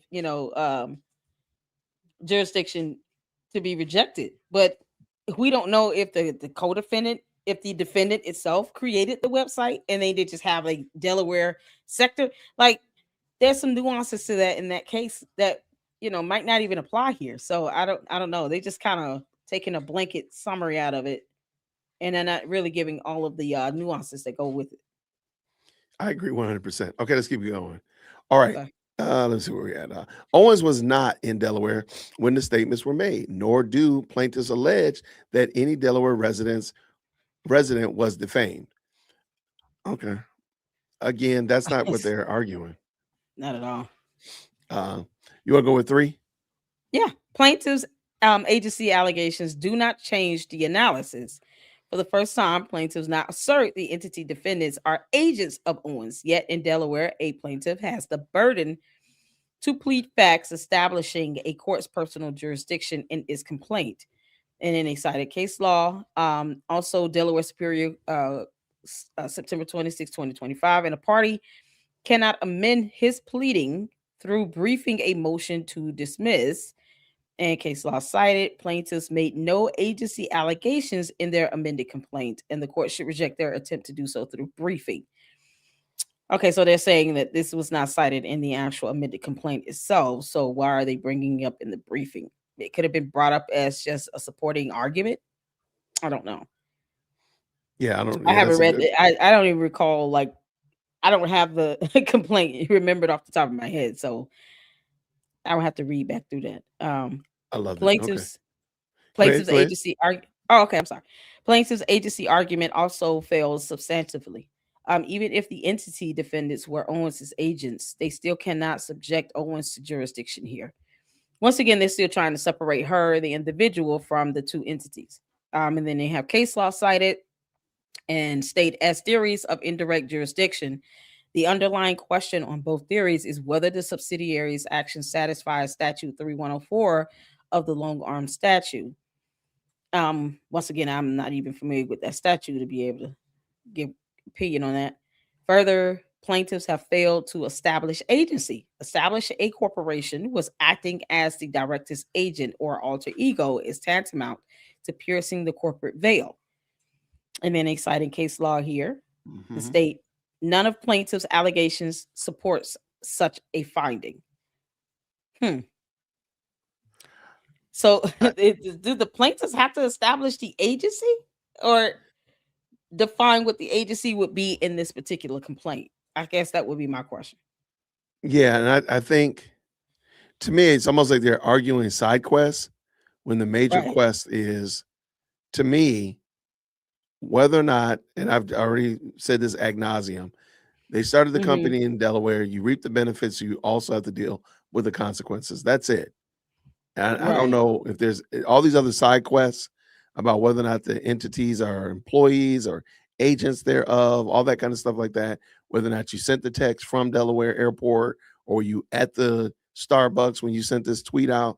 To me, those are just moot points, really. I think the bigger issue is you could just settle it like, no, you get the benefits, you reap the rewards or the consequences of that action. That's it. Yeah. I think all the rest of it is moot, in my opinion. Yeah, it's so much fluff here. And the case law, somebody asked, how do they remember case law? I'm gonna be honest, they don't. They have to look these things up based on each point they're making. They're looking up case law to support that point. So for each argument, then that's why you have several case laws cited in one paragraph like this. You see Microsoft Corp versus Amphas Inc. Then you see this C. Fitzgerald v. Cantor, because they're trying to support each argument being made with case law. And they're only citing the portion of case law that fits their point, but they're not actually giving the synopsis of the factors that may have led to these certain statements made or certain rulings given in that particular case law either. So it still leaves you kind of halfway confused on what does this case law have to do with the point you're making? Like that's what comes out to me. It's just not even connecting well in their actual brief here. But the judge definitely will be able to read this differently because he went to law school and I didn't. Well, no question about it. And I think we just wanted to read through this. We did ask a few lawyers to come through. It wasn't tenable for them to make it through, so it's okay. But we just want to read this just as your average Joe and Jane and see if it made sense to us. Not saying that we're making a legal judgment. The judge might come back and go in a totally different direction and do something that we didn't even foresee happening. So that was it.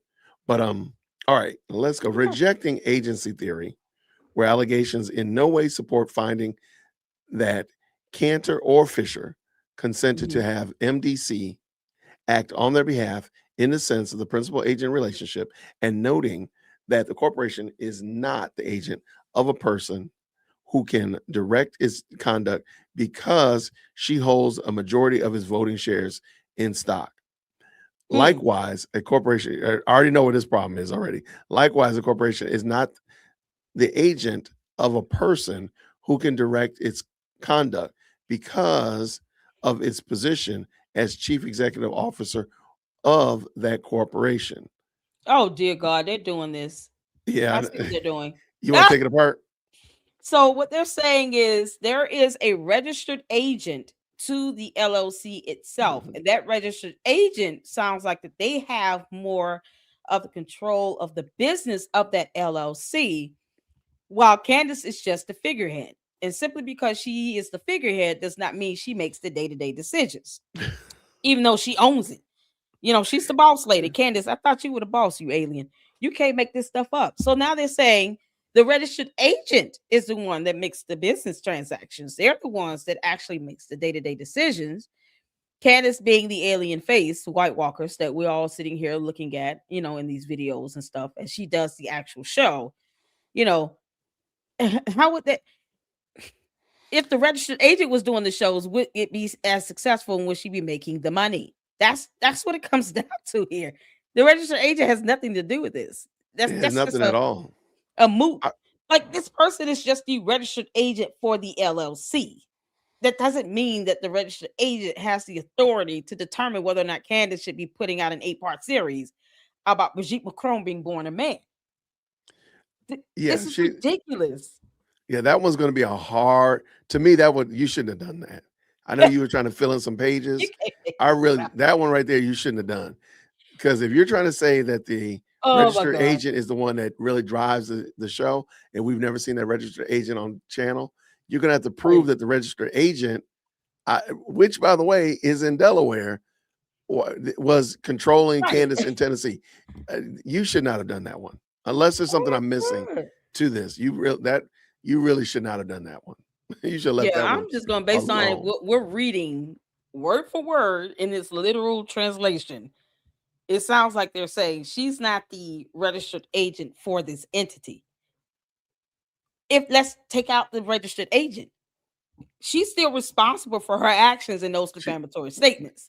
Yeah, because all they're going to do is show clips of her speaking, her tweeting, her railing off on Instagram lives, and that's it. They're not going to. They'll probably say like, "We don't know where the registered agent is. Maybe the registered agent is moving her mouth like a puppet, but the registered agent is not the one that's doing this. It's Candace." Oh my God, they're really going there. This is something else. Yeah, I don't know who the registered agent is, but they're really using that.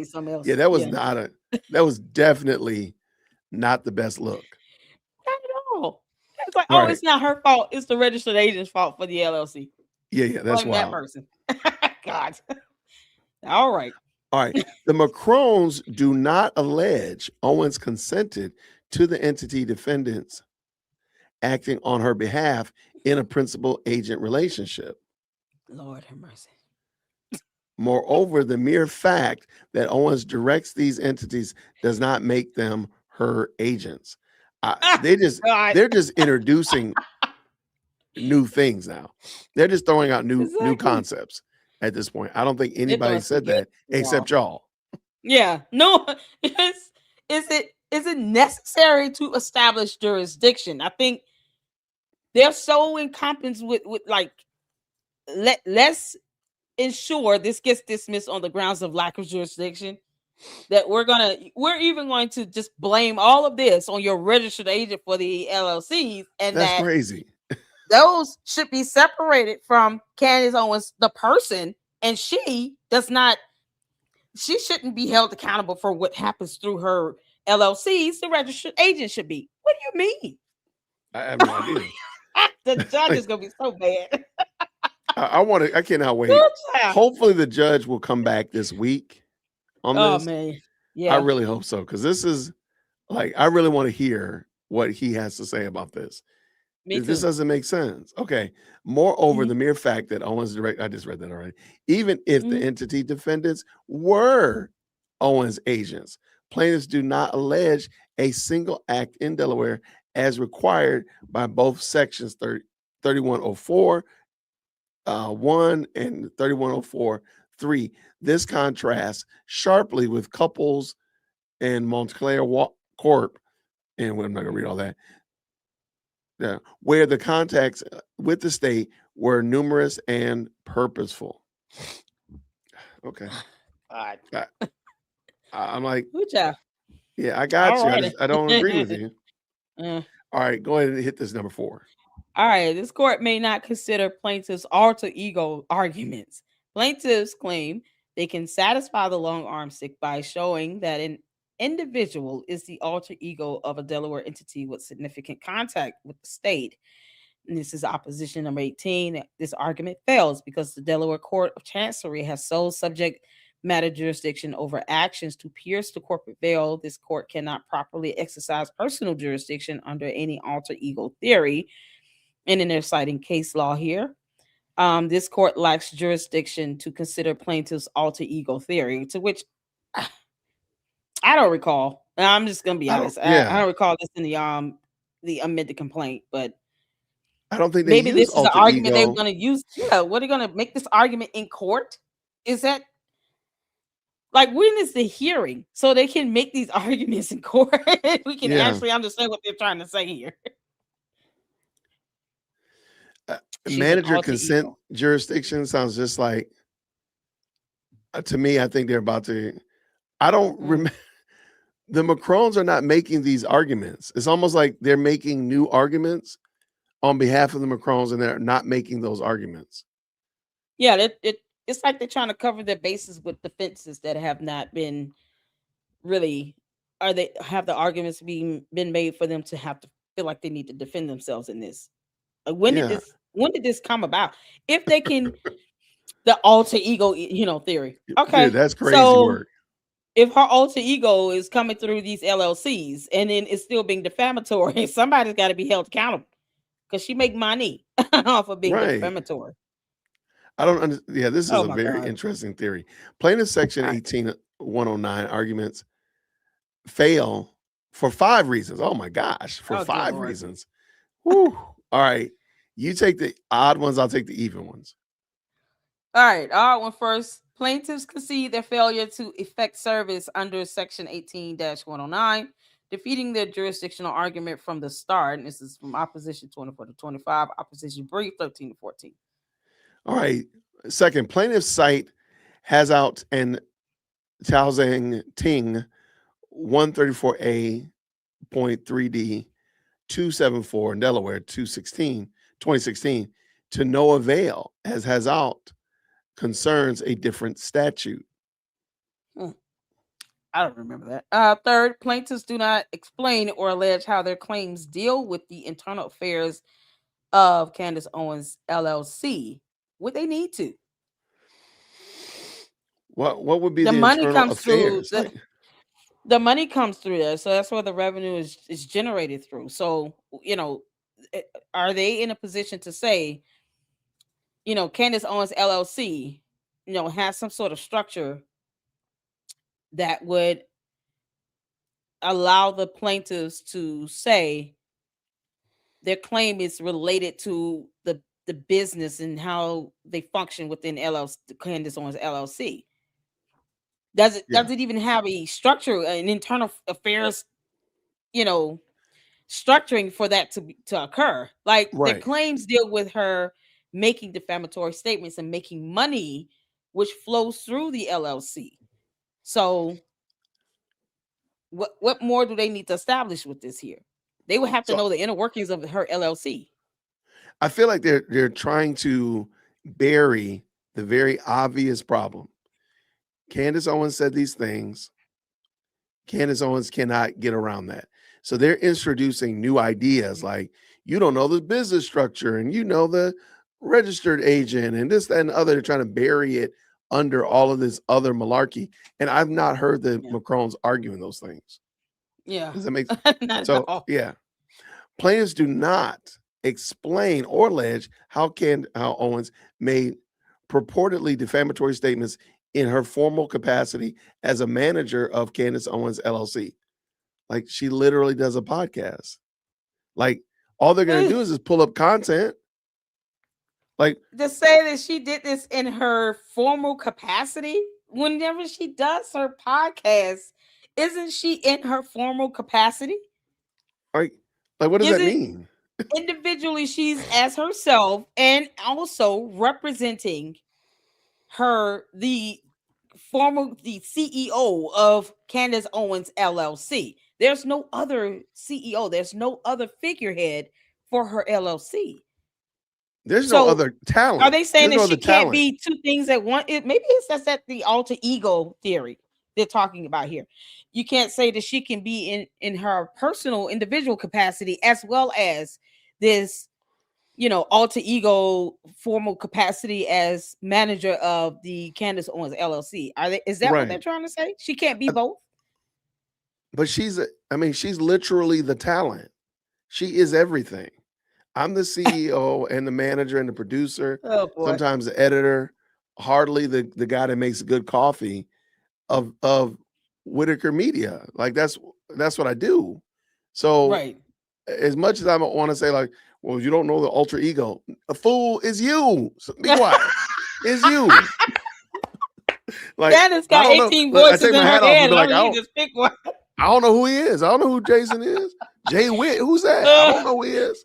Is you, dummy. Stop Your it. Honor, our client is here representing herself in her individual capacity. Right. She has no alter ego, and she does not represent the figurehead of Candace Owens LLC, unless it's just convenient and it's time for her to file her taxes. How's this gonna go in court? Yeah, I don't think this. Again, I could be wrong. I could be 1,000% wrong. I just don't see how this is gonna fly in court. Go ahead with fifth. Keep this moving. All right, let's go. Plaintiffs cannot distinguish well-settled law in this area, and they have case law cited. Rule that claims fall outside the scope of sections 18-109, where they do not relate to the rights, duties, and responsibilities the defendant owes to the LLC or any other way to the internal business affairs of the LLC or to the running of the LLC's day-to-day operations. Who would know that? Like the plaintiffs would have to be able to describe that day-to-day operations of Candace Owens LLC to say, here's how my defamation case relates to the operations of her LLC. Yeah, I don't. This is ridiculous. God. Similarly, I'm wondering. Like I said, I just think that they're just trying to bury the most obvious truth. You formed your LLC in Delaware. You reap the benefits. You reap the consequences. To me, that's the most simplest. And you have a digital online business. So it's not like you start an LLC, but you make, car bumpers or something in New Mexico, but you got your LLC in Delaware. Maybe we could have a conversation because you have a physical product that you sell out of New Mexico. right? Right. However, this right here, like you have a digital product, and And you're then shipping, and it's yeah. Again, I just don't see how. I feel like they're burying. Again, I use the example. I feel like they're just burying the obvious so that the judge will just get tired and just say, "Get out of here," because I don't want to see you anymore. I just don't think that's going to happen. and then they say, the plaintiffs cannot distinguish well settled law. Like, if they have case law they can't present, then the judge is going to permit them to make an argument on it. I mean, it is what it is. To say there's no well settled law in this area. Well, let's say that there's case law that might not be, the most popular, but maybe it's a newer case, and it was just decided upon. Whether or not has been cited in the past, and well settled being that, this is case law that is commonly used and is kind of well known, and the court will be familiar with, doesn't mean that they can't still make an argument and present law that or Correct. case law that would support that argument. So whether it's well settled, I look at the terminology that they use throughout this as well, and it's like they're using specific terms that stick out to where they're saying, we're not saying there's no law. Is it well settled? Like, because there is a difference, there's case law to support someone filing a lawsuit that was overseas against someone in a different country. Is it something that has been well established and well settled, and it's used and cited throughout other cases? Probably not, but it doesn't mean that it's not case law. And it doesn't mean that it's not, another scenario where a court has made a decision and given a ruling in the case that has claims that are similar to this. So I don't know. It's like they're choosing to use this type of terminology to try to, be particular. It's like they're being nitpicky. Why? Because we're being that's nitpicky all they about got. law. Similarly, because Go ahead. I'm sorry. Go ahead. No, I want to. I'm gonna do something different Mhm. because I like reading these cases, but I'm Good job. recognizing that we got 737 people in this chat, and I know I we do can do a not. summary. I do not want to assail these people, even though tomorrow's a federal holiday and lots of you all are going to be off, maybe taking down your Christmas tree or whatever, right? So I'm going to make a judgment call. Okay. I'm going to stop this. All right. I'm making a judgment call. Now, the reason I'm making a judgment call is because I want to bring up something that you talked about a moment ago that I think we'll find a lot better. I think we'll get a little more, we'll enjoy it a little bit more. In the chat, if you could, everybody in the chat, if you could, please put a yellow heart or a green heart if you would like to watch the lawsuit being, the cease and desist being filed against the Wolf of Finance. Come on with their hearts. I did that one this morning. I would gladly go over it again because I thought it was really good. Somebody said body cam bingo. Yes. Somebody said body cam bingo. We got body cam bingo. We'll save that one. That for sure. All right. And yes. I haven't seen the Wolves of Finance, but I'm so glad he caught it. You haven't I haven't seen it. No, I haven't seen them. That's why I was like, oh, please play those videos because I haven't seen them yet. I haven't been able to. Nick Brooks did a new video today. Like, you know what? Nick did do a video. Hold on. God, Let's do Nick's video real quick. Let me do his first. Yes, we will do y'all them hearts. Come on. Come on, get the hearts up in here. Fill it up full of hearts. Don't be playing no games. Yay. Let me get Nick up in here because Nick did do a video. You're right. It says Nick couldn't be here. This is like Nick's way of being here, but not really. Nick is here. Nick is here in spirit. I'm good with it. I know. I love Nick Brooks. Yeah. So, all right. While we're watching, so we're going to take a commercial break, a station identification, and then we'll do the Wolf of Finance. I didn't realize you hadn't seen that. I haven't seen it. Oh, I was live on my second channel, and I saw you drop the video, and I was like, "Oh my god!" And they said the cease and desist. This is such good news. Yeah, I've been the one screaming and hollering in the microphone. When it's TPUSA gonna sue? Well, I'm gonna tell you right now. I love it. Let's go. TPUSA is They're fed up. Yeah, they're suing. They're suing. Oh, yes, But Lord. I don't think that this needs to be a lawsuit for Just, willful finance. I'll explain this. I'll explain. But let's bring Nick in. Shout out to Nick. All right, Hi, here we go. Nick. I'm Nick Brooks, a California attorney, and today we're digging into Macron v. Owens now that I finally have all the moving papers on Candace Owens' motion to dismiss. This is about jurisdiction, time limits, and whether she can avoid discovery entirely. French President Emmanuel Macron and First Lady Brigitte Macron sued Candace Owens in Delaware over her Becoming Brigitte series and related posts. They say she pushed wild claims about Brigitte's identity, their marriage, and their integrity, all to drive attention and profit. Procedurally, here's where we are. The Macrons filed a complaint, then an amended complaint with more detail. Owens responded by filing a motion to dismiss the amended complaint, supported by a detailed brief. The Macrons then filed an opposition to that motion, and Owens followed up with a reply brief. That full motion to dismiss package, motion, opposition, and reply is what we're analyzing today. The amended complaint says Owens told her audience that Brigitte was actually born male, that she's in fact her older brother, Jean-Michel Treneau, using a stolen identity, and that the Macrons committed identity theft, fraud, even incest, all tied to CIA-style MKUltra conspiracies and violence against journalists. The Macrons allege those claims are categorically false. In her motion, Owens asked the Delaware court to dismiss her personally for lack of jurisdiction, strike parts of the amended complaint as improper, declare the claims time-barred under a French 3-month deadline, and kick the case out of Delaware on forum nonconvenience, arguing France, or at least her home base in Tennessee, are more appropriate forums. Owens also wraps this in First Amendment language, casting herself as an independent journalist, giving opinionated political commentary about public figures. The message to the court is this: this is not just about defamation. It's an attempt by foreign leaders to punish American speech. Before Delaware can touch the merits of this case, it has to clear a threshold issue. Does this court even have the power to make Candace Owens show up here at all because she is a named defendant? That's personal jurisdiction, and it comes down to two flavors, general and specific. Let's start with general jurisdiction. That's the at-home rule. You can be sued there for almost anything, and for a person, that's basically their domicile. Owens is domiciled in Tennessee, not Delaware, so the Macrons almost certainly cannot get general jurisdiction over her in Delaware. That knocks out the sue her for anything here box and forces everyone into the second box, specific jurisdiction, which is case by case. So now the question changes. We're no longer asking, is Owens at home in Delaware? Instead, we're asking, did she create enough Delaware-based contacts tied to this case that it's fair to drag her into this particular lawsuit here? That's specific jurisdiction.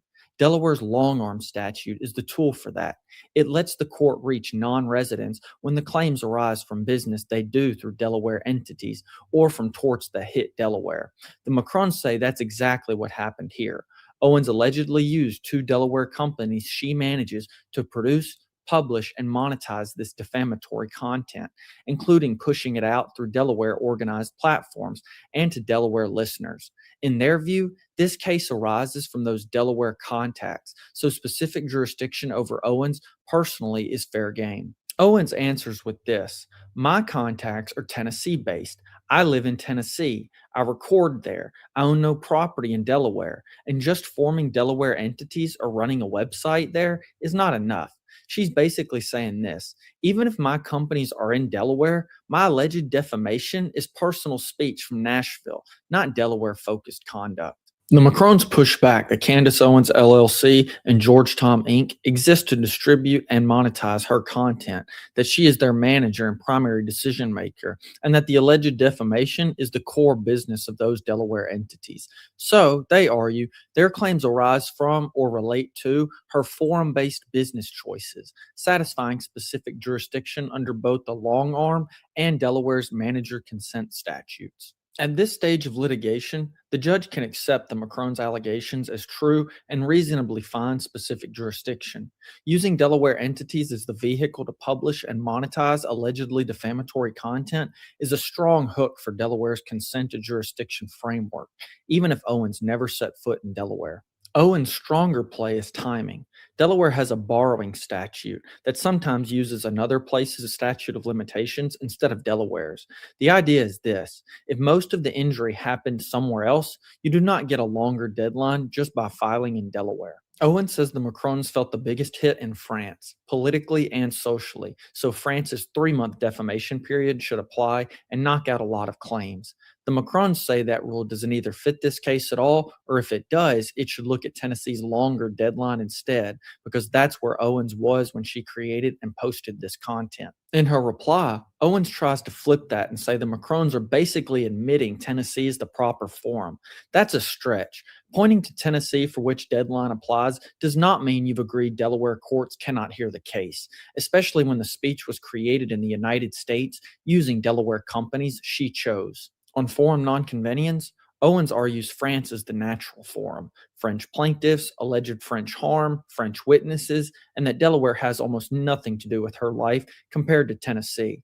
She's basically telling the judge this dispute belongs either in France or in her backyard, Tennessee, but not in a Delaware courtroom. But the actual acts Owens is being sued over, writing, recording, and uploading the content, happened in the United States through Delaware companies she chose. If the Macrons really refiled in France, Owens would almost certainly argue not just bias, but that venue is wrong because the conduct occurred in the United States. Realistically, she's trying to get out of Delaware and closer to Tennessee, but her Delaware entities make that much harder. Owens also goes after the amended complaint itself, arguing the Macrons smuggled in new, post-filing episodes without getting the court's permission first. Even if the judge agreed with her on that technical point, the usual fix in civil practice is not game over, it's leave to amend or file a proper supplemental complaint under the correct rule. That gives the court a very middle-of-the-road option. Trim or repackage some later allegations, require the Macrons to replead them correctly, and still let the core defamation case move forward, instead of using this as a reason to kill the lawsuit outright. If the court denies outright dismissal or even orders a targeted jurisdictional discovery, Owens will likely have to produce operating agreements, internal communications, and revenue information. That could show how deliberately she used her Delaware entities to amplify or monetize these claims, which is exactly the story her motion seems designed to avoid. Here's my prediction. The court is more likely than not to find specific personal jurisdiction over Owens and her entities, and to keep the case in Delaware rather than to send it somewhere else. The real vulnerability is the limitations issue. Some claims may be trimmed as time barred, but a total win for Owens at the motion to dismiss stage is unlikely. If you found this video helpful, please hit like so more people see it. Before you go, tell me in the comments, should the Macrons have brought this fight in Delaware, or should this case be happening in France or Tennessee instead? Where do you think this case belongs, and why? If someone you know follows Candace Owens or works in media, politics, or defamation law, send this video to them so they can see where the legal line really is. And if you want more breakdowns like this from a California attorney, subscribe and turn on notifications so that you don't miss the next episode. Thank you very much. Shout out to our brother Nick. Nice, I Nick. always appreciate him. Even though he didn't make it through tonight, we wanted him to come through tonight. Well but he didn't come done. through. I know. All right. Awesome, so- awesome. I love his breakdowns. I have so Absolutely. many other videos I got to catch up on. So yes, Candace is losing it over there on Twitter X. Ugh. Oh, she losing it again tonight? Man. She Oh, they stay- getting she these stay letters, mad. honey. She Child, stay mad. I'm wondering why it took so long for them to finally send these letters to these folks, because they won't stop. Wills of Finance, he got it coming. He said flat out that they're somehow financially corrupt at TPUSA, and money was being misappropriated because he couldn't see the tax documents that they were granted an extension to file to the IRS in time, I guess, before his video dropped. So, and then he went out and tried to double down on other accusations with no evidence. Like, you can't accuse a company of financially, doing something unlawful or misappropriating funds, and you don't have that concrete evidence to support it. Like, it's just ridiculous. They're a nonprofit. It is what it is. It is. All right. I'm gonna do something different. I'm gonna let you control this one, because you're gonna want to stop in places maybe I don't want to stop, or you just trust me to stop. Because I've already seen it. No, you go ahead and play it. Okay, you good? Okay. So shout out to the best live chat on the internet and the most electrifying comment section. If you all would please make sure that you have already gone ahead and you subscribe to Lady Luck Club. You've already given her those yellow hearts. So subscribe if you're not already subscribed to the Jay Whip podcast and become a part of the best live chat on the internet. Let's go ahead and let's get funky. Let's get active. The Wolf of Finance, he has inserted himself into the TPUSA shenanigans, and you mess around, you fool around, you find out. So with no further ado, ladies and gentlemen, and you can feel free, Lady Luck, just to say, hey, Jason, stop right there. It's perfectly fine. Again, like I said, I've seen this already. Shout out to it. Let's get at it. Let's go. Green hearts in the chat where you can hear. This week, I received a letter from Turning Point titled Demand to Cease and Desist Defamatory Comments. This is the first step when someone sues you for defamation.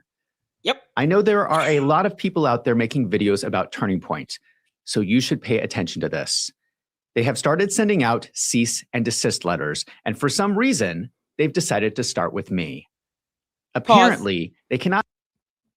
Let me tell you something, Wolves of Finance. They're starting with you because you make accusatory statements and allegations about their financial situation with no evidence, and then try to go out to some place. I guess he was supposed to be boots on the ground, talking about a mailing address and how they should not have been investing in the stock market with TP endowment, but they didn't look up what an endowment was because I had to do a debunking video on that.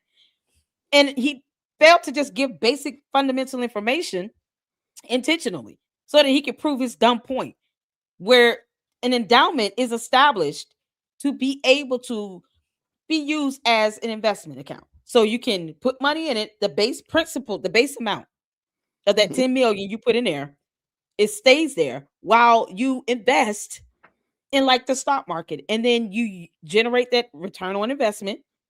And then you take that money, put it back into TPUSA, and then use that to cover your expenses. That's how endowments work. He didn't even go over the various types of endowments you can have. None of that. I had to do some research, did a video on it to put him and Candace to shame on this TP endowment because he lied so bad. And you can tell it was horrible. Let me stop you. Froze over. It was horrible. Let me stop you for a second. I hate to say it. This is going to be so surfacey, Lady Luck. You just spent all that time and he doesn't even address that problem. This is going to be so surfacey. But this is what I just want to point out. He doesn't know that he's the first one that's been sued, or I'm sorry, that's being told to stop. Yeah. He doesn't know that. And in a moment, he's going to try to sell us that he is just a small content creator. And I'm going to back up just a little smidgen. No, he's a small content creator. Yeah, he's going to do that argument. So let's let him go. Here we go. Shout out to the 800 that are in the chat. Make sure you hit that like button. Let's go. Apparently, they cannot handle the criticism from my teeny tiny YouTube channel. Okay, hold on real quick, because I didn't do that this morning. Let me show you what a teeny tiny YouTube channel looks like. Hold on. Look at him. That's a teeny tiny YouTube channel. I don't want to show my teeny tiny channel. You want me to show your teeny tiny channel, Lady Luck? Show mine. It's 30,200 something. I bless God for every last one of them, but it's not 359,000. Yeah, like if that's teeny tiny, then sir, everybody would be happy with that teeny tiny. Now, granted, on YouTube, they still consider 500,000 a small channel, but I think we got my point. Let's finish up. Let's go. Ciao. This letter is showing the world the type of organization Turning Point has become under Erica Kirk. So yeah, let me also point out, why is he not going to? I think it would be really interesting if he had actually let us see this letter. We're not going to read it. Right, let us read it ourselves. Like he doesn't. And let me double check, because this morning he had not. Let me just check. Show us the letter, Wolves. Yeah, there's no link to the letter or anything like that. There's no PDF file that we can see. So yeah, he's gonna be upset, but let's keep it going. Let's dance. They want to send legal letters to small YouTube creators. So we're going to go through this letter. And by the way, if any of you know a good lawyer in Arizona that handles defamation cases, have them send me an email through my website because I'm looking for a lawyer. Wait. Go ahead. Why does he just contact Candace? You know, that's your new bestie, bro. And have Candace, the White Walker, send you an attorney. Well, beyond that, though, and I thought about it later on. He uses some very Candace-esque tactics. He's gonna try to make himself just like everybody else. In a moment, he's gonna show his social platform and how he's a small content creator. But at the end, he's gonna beg for money. He's gonna put out the 10 cup and ask for people to support him so he can pay for a lawyer. I'm like, sir, you do realize there's another option. There is a second option, and it is not to get sued. It is to do what they and just say, okay, fine. I disagree with you on this, but I don't want to get sued. I don't want to start no fight because I ain't got no time for that. Exactly. I don't waste my money. So you could say, you know what, I disagree with this, but I'm not gonna, I'm gonna just I'm just gonna cease and desist. I'm gonna do what the letter's asking me to do. You're gonna get an attorney for them to tell you the same thing. Right. But then you're gonna put down that base, upfront costs. You got to pay them upfront. Retainer. Yep. The retainer fee. You finna pay a retainer fee for them to tell you the same thing when the White Walker and her cohorts that you're sitting here doing these videos for and getting all these thousands of views on somehow can't just send you an attorney. Tell her to give you one of her 3. She's got 3 on the Macron lawsuit. Wills and Finance. Just ask her for one of those. So let me also ask another question I didn't ask this morning. This gentleman right here, he seems like an intelligent fellow. He wants me to believe that he's going to tell you that the cease and desist letter is scary. It's scary to receive a cease and desist letter because they're trying to sue you. He wants me to believe that he received this very scary cease and desist letter, and the very first thing he thought about doing was hopping up on this here internet, turning on his camera and talking about it, saying, big chestedly, I'm gonna sue, I'm gonna ready to fight it, rather than talk to an actual lawyer about it. So either one of two things happened. You did talk to a lawyer and they say, go ahead and go forward, or you didn't talk to a lawyer and you're just flying out here footloose and fancy free. Either one of those is pretty bad. But yeah, I don't think he talks on a lawyer because I would have told him, dude, you don't even have to put on this suit and tie that you deliberately put on to do this video. Just go sit down somewhere and cease and desist. Well, let's see what happens. Here it comes. It states in the letter, Turning Point entities are not looking for litigation. Rather, their interest is in the truth and making sure the public record is accurate. So they are claiming they do not want to sue me. But I view this letter as a threat to sue. And I think any reasonable business person would do the same. So I make the claim this morning. A business person. So Lady Luck, and anybody in the chat, by the way, feel free to jump in on this. Lady Luck, you are a parent. Am I correct? Mm-hmm. Yes, I am. Now, 2 boys. If you've been a parent for, I'll go as far as say, if you've been a parent for 8 minutes, you've made the or else statement. Do this or else. Clean your room or else. Empty out the dishwasher, fold up your clothes, be home before the streetlights come on, or else. Now, the or else could be, you're grounded, lose your phone, or it could be waistline management. It could be. I think it's fair to say, as a parent, I never wanted to, I don't relish in having to do waistline management, corporal punishment. Nobody wants to do that. Not at all. It's an option, though. You really do hope that the little person says, let me go here and clean my room up like my mom or dad said. Let me be obedient. Because I know what the or else means. And in my house, I don't make threats. We only make promises. Once Mr. Spanky is picked up, Mr. Spanky doesn't get put down until he's done his job. So don't make me pick him up. Because if I pick him up, we got to get this thing done. So and the reason I bring that up is because this gentleman right here, this is some very childish thought process that they want to sue you. No, they're telling you, they're giving you the or else statement. Stop saying these things, make the corrections, or else. Right. Really that easy. And it's that simple. Cease and desist. You're making statements that are provably false, and it's hurting our bottom line. And they have the right to defend their business and to defend their ability to generate revenue. He's sitting here saying an endowment should not be used to invest in the stock market when that is exactly what an endowment is designed to do. That is the purpose of it. Based on factual information he failed to Google. He could have just did a Google search. It was that simple. I didn't even have to think hard about this video I did about that. And it's like, why would you lie that bad on basic fundamental information? It made no sense. And he chose to put that video out. And then she doubled down by playing that video on her channel. So it got this extra exposure based on information. And Candace doesn't fact check to save her life because reading is not fundamental for her. So, of course, she's not going to fact check anything and actually look up what an endowment is. So she plays it and then reiterates, there's got to be some misappropriated funds. Where's this $8 million? And all these things. And in the meantime, neither one of them bothered to look up what an endowment is or due dates on tax filings for a 501c3 and to see that they got an actual, extension. This is what it comes down to. So these are the statements that he made that were factually incorrect. That they're saying, because you make those statements, you're bringing harm upon TPUSA.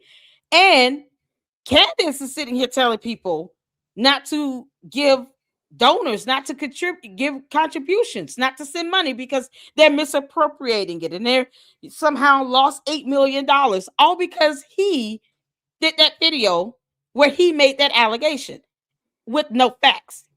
And they're like, no, we're not going to keep doing this. You're hurting our bottom line here. And they have the right to be able to do investments and to generate revenue. So he didn't say any of this stuff when Charlie Kirk was alive. Where was he at when Charlie Kirk was alive? Well, he also doesn't say, he actually doesn't argue that point. That's not an argument. He's not going to talk about the endowment at all, actually. But I want you to hear.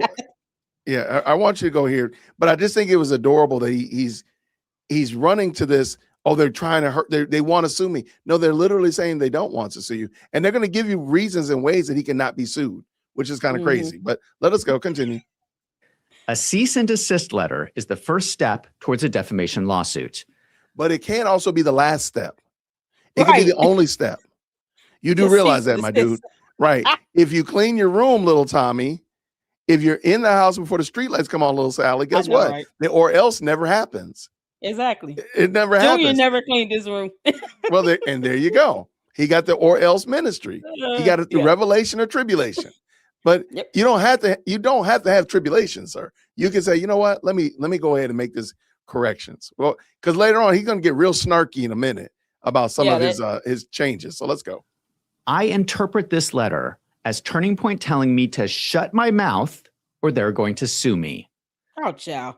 I do not understand what Erica Kirk is doing. Out of the hundreds of people posting on social media about Turning Point, why are they targeting me? Well, number one, you're assuming that you're only the one being targeted. So that's the first of many problems. Maybe the other people, they got the letter and they actually made the corrections and stopped. They said, look, I ain't got a letter. Well, in a moment, he's going to show. White Walker got it.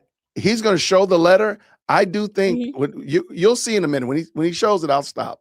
But let me come back to that.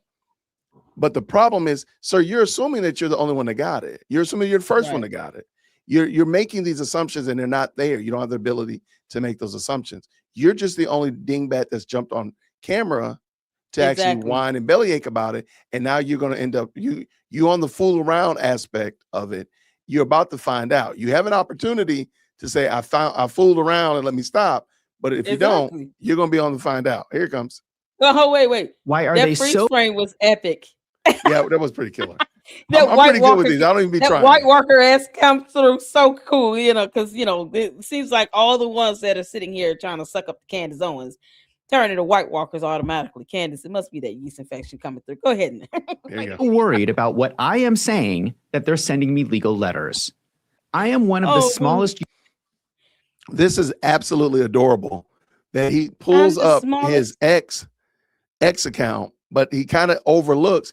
You don't publish your stuff on X. You publish your stuff on YouTube. So he's going to talk about his YouTube, but he doesn't show it.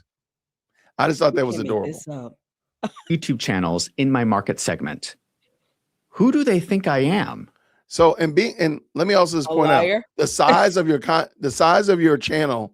Again, he's talking about he's the smallest segment of the YouTube channel, but he's showing his X right. It's X profile, account. Right. The size of your account is not the issue.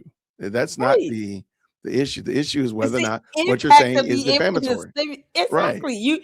You making false statements that's having this huge impact that's hurting them and their revenue. It's that simple. Wait, who is this guy?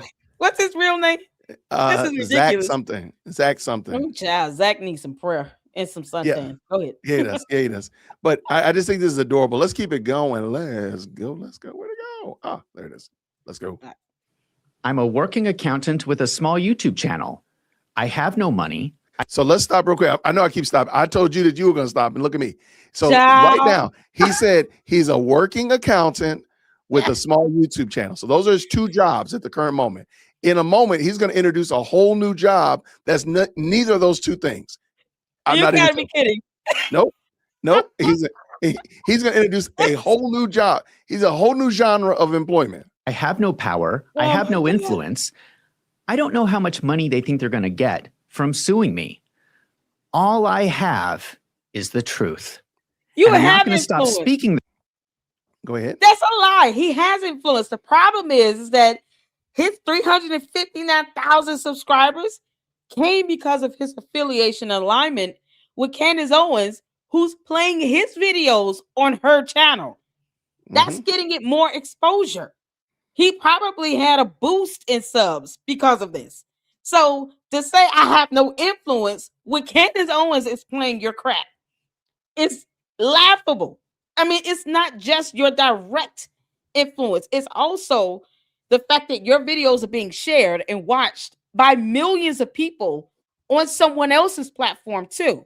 It's still the same you in that same video. He doesn't morph into something else when she pulls his videos up. So what is he talking about? His is alter ego theory. This is alter ego. The white walker is coming through. Boy, these aliens are just, they won't stop invading our planet. We sick of it. Candace, ET phone home. The truth, because Erica Kirk doesn't like it. The one good thing about a lawsuit is that everything will be out in the open, and Turning Point will quickly find out that I have nothing to hide. The letter came from a lawyer named Paul Edgard Harold from South Bend, Indiana. It seems like this is Turning Point's lawyer. I looked him up, and I cannot find that he has been admitted to the State Bar of Arizona in order to practice law in Arizona. So I'm not exactly sure how he's going to sue me in Arizona, but maybe he's working with other lawyers. Notice he's already gone to the idea. So he's the cease part is not in his repertoire. Like I need to stop playing with these people. That's not in his repertoire. So then he's going to get what he gets. He's not going to pitch a fit because he's already assuming a lawsuit. Like, you do realize there is another option. There is another option. You don't have to be sued. And then his little weird behind refuses to, Google information. So anyone can send a cease and desist letter. Yes. You don't even have to be an attorney. And the attorney that sends it does not have to have a bar license to send you the letter. It could have been emailed to him. This is the thing. When it comes down to it, if he gets a complaint and a lawsuit filed, it would be the lawsuit will be filed, and the attorneys that represent TPUSA will be registered in the state where the lawsuit is filed. Correct. But just to send you a cease and desist letter, they don't have to be registered in that state. If it's their attorney that represents them, TPUSA could have sent the letter. It's that simple. What is wrong with him? He won't look up basic concepts. Just Google. What's his name? Zach?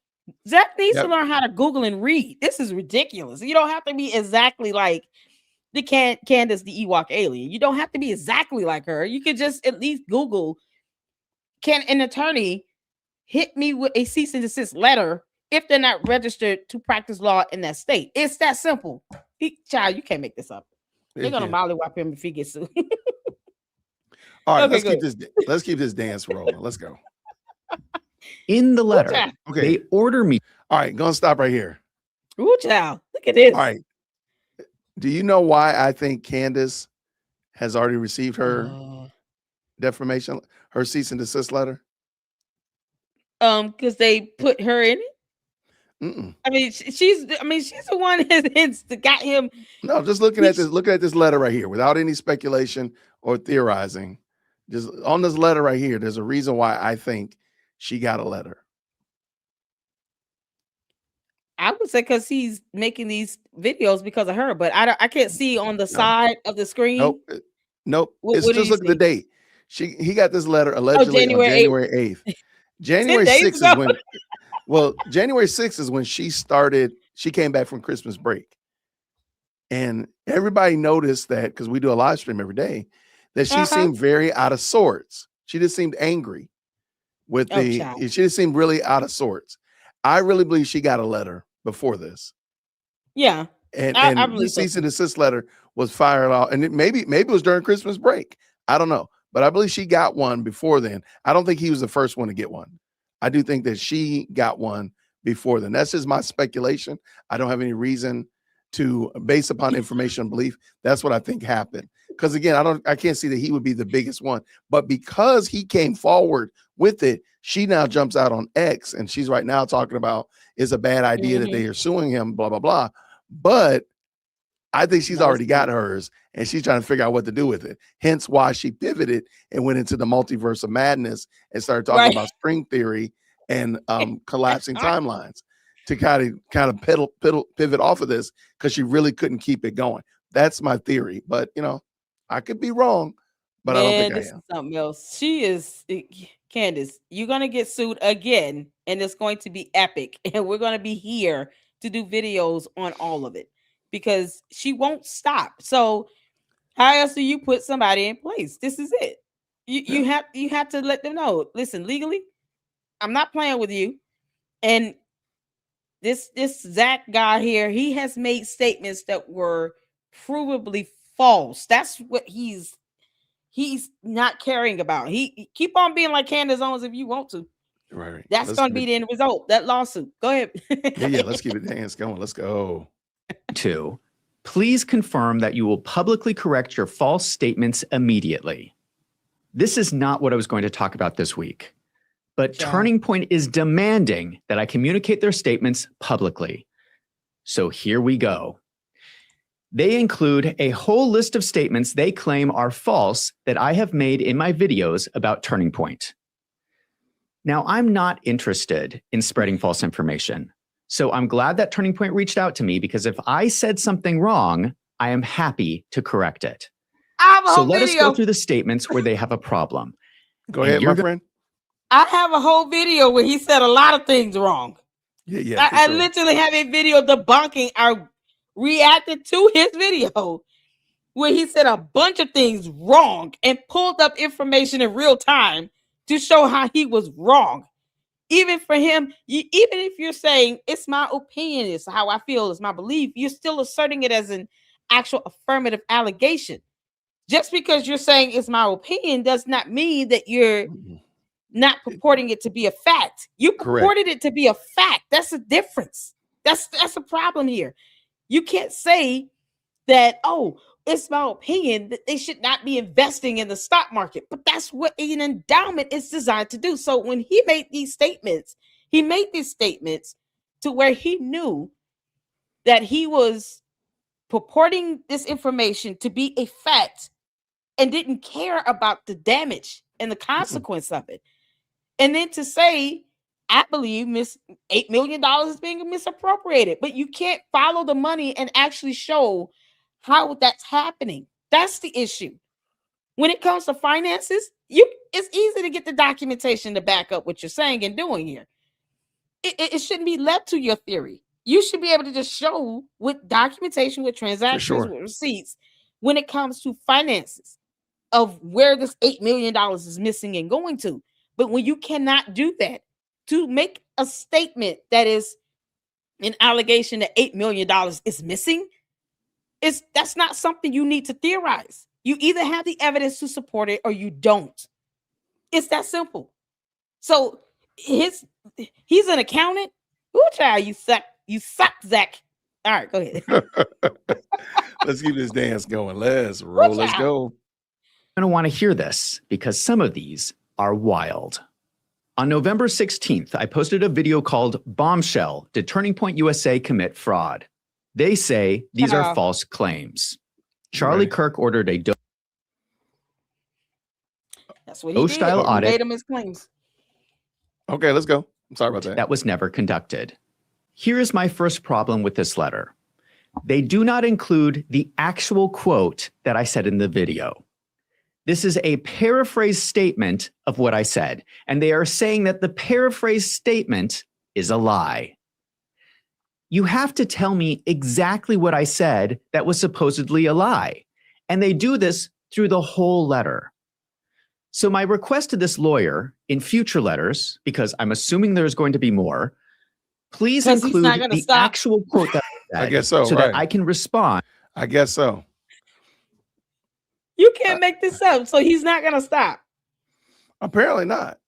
He's gonna get crying about. Why is he? He's a grown man doing this whole video whining about something, talking about you might even knowing attorneys out there. Just shut up. I mean, don't make false statements when it comes to finances that are concrete. Like you can't. It's not just what he doesn't understand because he doesn't have an attorney. It's not just defamation. It can be also defamation per se. Defamation per se is based on the inference of it. So when you're listening to his video, what does the average reasonable person conclude when he's making these allegations? Is it defamation? Defamation per se? It's at the end of the day, when you make these statements and these allegations, most people are going to walk away from this thinking that TPUSA, yes, they misappropriate $8-something million. That what you're saying is truth based on information you provided that is being presented as facts, concrete facts. It's the defamation per se as well that can land you in court. So because he is still an idiot and he's not reading or researching, and he has not consulted with an attorney, allegedly, and he obviously is not going to stop, then he's going to even land him in court for defamation per se. Keep going at this rate, Zach. That court case ought to be fun for you, clown. And to your accusation. But I'm going to at least try to interpret what they're saying. I spoke in my video about a memo that Charlie Kirk wrote 8 days before he was murdered. In the cease and desist letter, they say, indeed, Turning Point USA's COO announcement concerning the Doge effort never used the word audit. So this is breaking news. Turning Point's attorney has now confirmed that the Charlie Kirk memo is authentic. We now have legal confirmation this did happen. What did they ever say it was fake? Yeah, I don't think anybody ever said it, but that's neither here nor there. But I'm like, I don't think anybody ever said that it was, but that's a moot point. It seems like their problem with my video is that I called it a Doge audit, when in the memo it is written as Doge effort. So there's a mistake there. Just acknowledge it and keep it moving. Like all you gotta do is just say I was wrong. But you want to turn this into a video series, and that's what you get. Right. So they want everyone to use the word effort and not use the word audit. This letter is seriously hurting my head. No. Because he doesn't read. Right. And effort is different. Like an audit, like somebody just said right here, it's different. We're not talking about the same thing. So no. Two different words, two different definitions, two different concepts financially in the financial sector. And audit is beyond what an effort is. Like that, an audit is a review of the company's finances. It's what are you? He's trying to diminish what an audit is. An audit can be a huge effort depending on what you're looking at, what you're auditing. But why are you trying to explain an audit to an accountant? They should already know that. Like he should already know that. Like why are we having this conversation? Whatever word you use, the memo is clearly talking about an evaluation of Turning Point. But we cannot use the word audit. We have to call it an effort, or they are going to sue you. No, they No. just say stop doing it. They're just saying you're spreading false information. And you can stop Oh and you my can say, hey, I made a God. mistake. My bad. I did say audit. Here on the letter, it does say effort. My bad. And you could have just been fine. That would Right. have been fine. But see, no, you're going to want to triple and quadruple down. And then that's why you're going to be on the fool around aspect of this. Oh, I mean, yeah. to find out aspect of this. The letter goes on to say, the announcement makes clear that Turning Point USA was doing what it has always pledged to donors, ensuring it was being efficient with its funds and time and making changes to foster greater efficiencies. Moreover, Turning Point USA hires a third-party audit firm to conduct an audit every year. This is all just their opinion. This is how they... No, that's not an opinion. No, They're it's not making an a opinion. That's statement. what they. This is They're what making they a do. statement. That's He says this is why you get sued, Wills and Finance. This is why your white walker behind is getting sued. You can't make this up. That's He why you walks get for sued, something my else. dude, because you're doing wrong. This is not their opinion. They're telling you what they do. Like, but see, in a moment I'll talk about it. But he's inserting himself into this for no reason. There is no reason for him to be involved in this. He shouldn't be getting a cease and desist letter at all. But let's go. Not at Hold on all. 1 second. They are interpreting Charlie Kirk's memo. They think that Charlie Kirk wrote this memo, and they think it means that they do not have to do anything. Oh my God. That's not true. This is They don't- painful, boy. they literally You can't just- make this up. Well, and also, if anybody wants to, last night I did a review of Tyler Boyer, who was on a podcast. He spent 2 hours answering all of these questions. 2 hours answering all of them, from the audits to whether or not he's some kind of deviant, everything. He answered a lot of questions. There were still a lot of questions still could have been answered, but he answered a lot of the big questions. And he answers about this audit, and it does happen.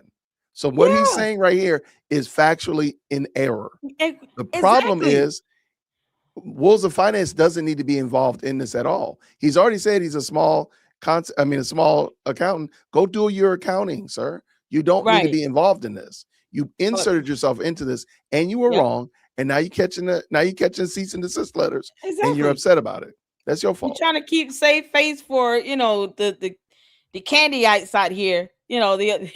The cult members that choose to follow Candace Owens to the ends of this flat earth she believes in. But you can't make this up. He doesn't have to do this. He could decide, I'm not going down that hole with you.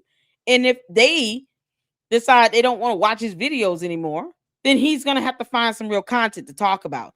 How about starting with the actual definition of the word endowment, or explain what an audit is? Like, this makes no sense to try to tell them what a letter from Charlie Kirk actually says when they can just read it. It's that simple. He's sitting here trying to create this false narrative and to call them a liar on something, to catch them on something. You're not going to be able to do that. They sent you a cease and desist. Grow up. How old is he? I have no idea. Grown man. You're a grown man. Act like a 12-year-old. Look at this. Look at his face. His freeze frame is epic. Go ahead, Nick. All right, let's dance. How convenient. They think that Charlie Kirk wrote a memo just to tell people to keep doing business as usual. Well, my opinion, and the opinion of many other people, was that Charlie Kirk's memo meant something different. This is the problem. Nobody cares what your opinion is. You don't work in TPUSA. You're not affiliated with TPUSA. You don't donate to TPUSA. So really, what is your stake and lot in this argument? Really? Exactly. For real. Okay, fine. If you do donate, let me just ask you a question. Do you think that Charlie wanted that the company was moving as inefficiently, that they needed a quote unquote Doge audit in the most Doge sense? That's dumb. They never were before. And since we already know that the word Doge was not had only really come into the lexicon in the last year, we know why he was using it. He was enamored with the idea of being more efficient, more dialed in. That works right alongside. And like I said, Tyler Boyer explained it, and it makes perfect sense. And and by the way, he actually works there. But we'll find out in a moment.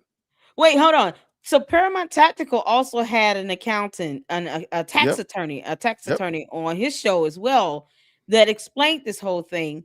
And this is where people are drawing, like Candace and her followers sitting here trying to get their baseline facts and information from someone who's not a tax attorney at all. Is not even, he's probably not even well versed on tax laws. So for him to try to give these statements as if what he says is the gospel is disturbing to me when he's not reading a memo, and no one disputed the memo to be authentic or real. Yeah, that's my first time hearing that He one. sounds like Candace right now. It's like, wow, he didn't have a brain of his own. This is ridiculous. No, let's keep it moving. Let's go. School. This is not a statement of fact. It is an opinion. This is another problem I have with this letter. Most of the statements they mention are opinions, just like this one. If you are going to accuse me of defamatory statements, they need to be facts, not opinions. If I have a fact wrong, let me know and I will happily correct it. But I will not change my opinion of this memo to whatever you want. But since it is so important for Turning Point, I have no problem with specifying that Charlie Kirk's memo used the words Doge effort, not Doge audit. The next statement is... So just say I was wrong. That's all you got to do. Exactly. Most people would just be like, okay, my bad. I did use the wrong word. That's fine. And just keep it moving. But you don't. Then there's a problem. Someone at Turning Point decided not to file 990 forms. At the time I made that video, those forms were not publicly posted. Those forms were posted after I made that video, and I have already made a correction about that. The next... So they weren't wrong. Crazy. They weren't wrong in their... When they, because who knows when they started filing this, collecting their data, who knows? Exactly. So they weren't wrong. So you don't actually need to bring that one up, because he doesn't bring up all, I think he said there's 11 things. He doesn't bring up all 11 of them, which I find kind of peculiar, but I digress. Let's go with this one right here. Next statement is, in 2023, $650,000 may have been funneled from Turning Point USA through Turning Point Action to Turning Point PAC to evade campaign finance restrictions. They are referencing this chart from my video. They claim money actually went from Turning Point Action to Turning Point USA as a reimbursement for event expense. There was nothing nefarious about that transfer. And I'm not sure they are contradicting what I am saying. What'd you say? You're saying, he's saying that money was funneled as if it was laundered through, because that was the overall point he was making. That is correct. In his video, as if they were doing money laundering. And so, like I said, it's not just the, oh, you have to prove word by word what I said was false. It's the defamation per se. It could be the assertion of it. If I walk away watching his video thinking that he is accusing them of money laundering and funneling money into accounts that he feels should not exist, or they are investing in stock markets they should not be doing, it's the defamation per se. It's still creating the reputational harm. That's what he's missing here. And they can sue him over that. So no, they're not going to go word for word to prove every word you said is false. It's the overall point and assertion you're making when you're saying money is being funneled and you don't know where it's going and you don't think it should be going that way because you're using your credentials. He said in his video, I'm an accountant, like he knows what he's talking about. Right. And he's trying to give validity and credence to what he says in his videos because of his profession and his education and knowledge. The problem is that you're trying to give more credence and credibility to your allegations. You're not just coming from a stance of, I just looked at this information. I did some simple math. It just didn't add up, but perhaps they can provide me with more documentation to help me understand this. No, he's coming in as if he's an expert. That's the difference. Why do all of that? Right. And this is the part I keep bringing up. Like, you did not have to insert yourself into this discussion. Not at all. You didn't have to. You chose to. You said, hey, oh, this is a good place to jump in. You jumped in and you realized that you should have probably jumped out. So let's finish up. Yeah. According to their own statement, Turning Point USA used their own donor funds to pay for an event on behalf of Turning Point Action, freeing up Turning Point Action funds, which they then transferred to Turning Point PAC. They are saying that later, Turning Point Action reimbursed Turning Point USA for that event. But that doesn't change what I was saying. Additionally, in my video, I specifically said, again, This is not necessarily illegal if they structure their transactions correctly and utilize campaign finance loopholes, but it certainly looks unethical. That is my opinion. This money did move between the organizations. I'm allowed to have my opinion. So You idiot. there's an attempt to use the word "my opinion." I searched the transcript of this video. He uses opinion like 23 times. I think the word because fact. he thinks it saves him. I think he It used the doesn't. word facts like 6 times. It's a real gross number. But no, sir, it doesn't work like that. I'm just It trying to be doesn't. honest. I'm not trying to pick on you though, but he just either I know he has to know this because he's an accountant. He knows way more than me. So he understands this. So it cannot be that he's not aware of what he's saying. It has to be that, in my opinion, that he is doing this intentionally. But watch this. Let's Right. go. Exactly. On November 30th, I posted a video called Explosive, More Fraud at Turning Point USA. They That's not a say question. these are false That's a statement. claims. It Right. is. That's a statement. But watch how he tries to Statement fix he it. made.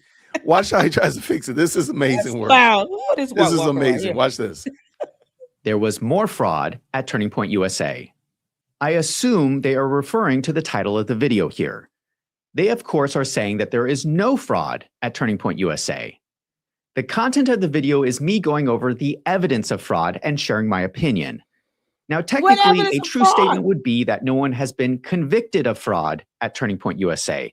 But whether No. fraud is going on right now is an opinion. This is what No. happens in No, it's every not. criminal Hold on, court sorry. case. Go ahead. I'm sorry. You can't just say there's fraud based on my opinion. When you allege that fraud is well, first of all, what you're alleging is a crime is occurring. That is Because correct. fraudulent activity is criminal activity. It is a crime to commit fraud. Fraud in and of itself is a criminal charge. So when you're asserting someone is committing a crime, that is defamation. You can't prove that they're committing the crime of fraud. Period. It's not to your opinion with that. And additionally, it is definitely harmful to their reputation. You say committing fraud and they're committing a crime.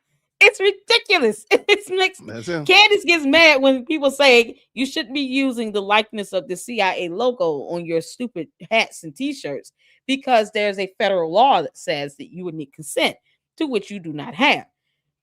It can be proven she doesn't have consent. And the law itself states that using the likeness image of that CIA logo is a federal crime especially when you're making money from it. Those are two facts. I don't have to give my opinion with that. Those are Right. fundamental facts. You can look that up.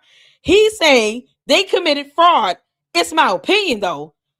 But that's not how accusing someone of fraud works. You have to show evidence of the fraud itself, of the crime that you're alleging occurred.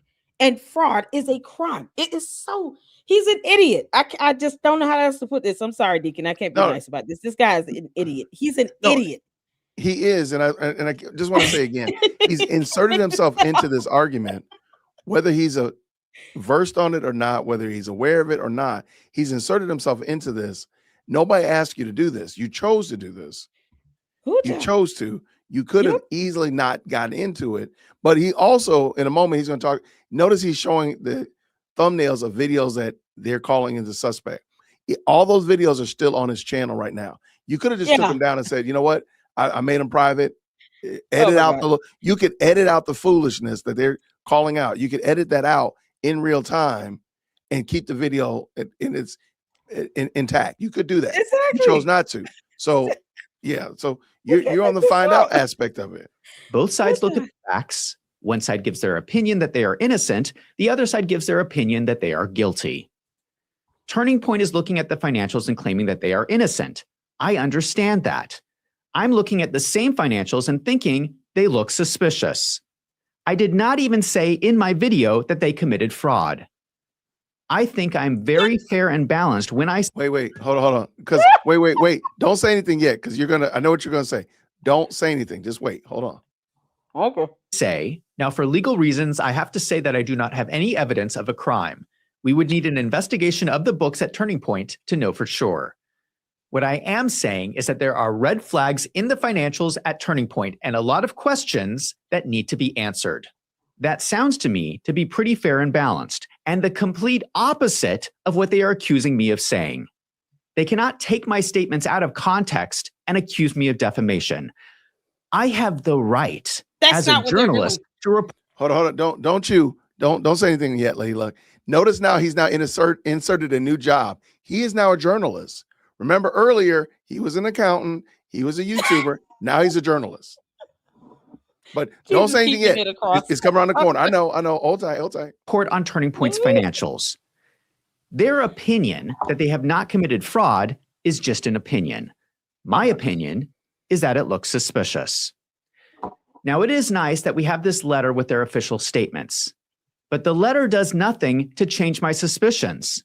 It does not address most of my questions. Instead of answering my questions, it is the precursor to a lawsuit unless I change my statements. That does nothing to reduce my suspicions. For the sake of avoiding miscommunication, I can change the title of the video if that makes them more happy. I already changed it from More Fraud at Turning Point USA to More Fraud at Turning Point USA, allegedly. Okay, I'm gonna stop right there. Sorry. Darn it. I'm gonna stop right there because he said he didn't make any claims. Sir, this is a claim. That is a claim. The sentence is a claim. More Fraud at Turning Point USA is a claim. Allegedly. So just to add allegedly doesn't make it not a claim. Exactly. It's a true claim. Let me move this guy out of the way. It's just a failure to read for me. Hold it's on. a failure to read for me. You can't make this up. What school did he go to? It's like they went to the school of Hard Knocks and the White Walkers with Candace. I don't know. Make this up. I'm like, sir, you're making a claim right here. You're saying that there's more fraud. So that means there was first grade fraud, then there was second grade fraud, and now there's more fraud because I went to third grade where I learned how to fraud in third grade. And next year I'll learn fourth grade fraud. There's more fraud. All this fraud. Right. Child. So you're making a statement, sir. I don't think that you understand. No, I'm sorry. I do believe he understands that. He knows. He's inferring that fraud is occurring because of these so-called red flags, to which he can't even explain. What are these red flags? He said he's asking questions. Where are the questions at?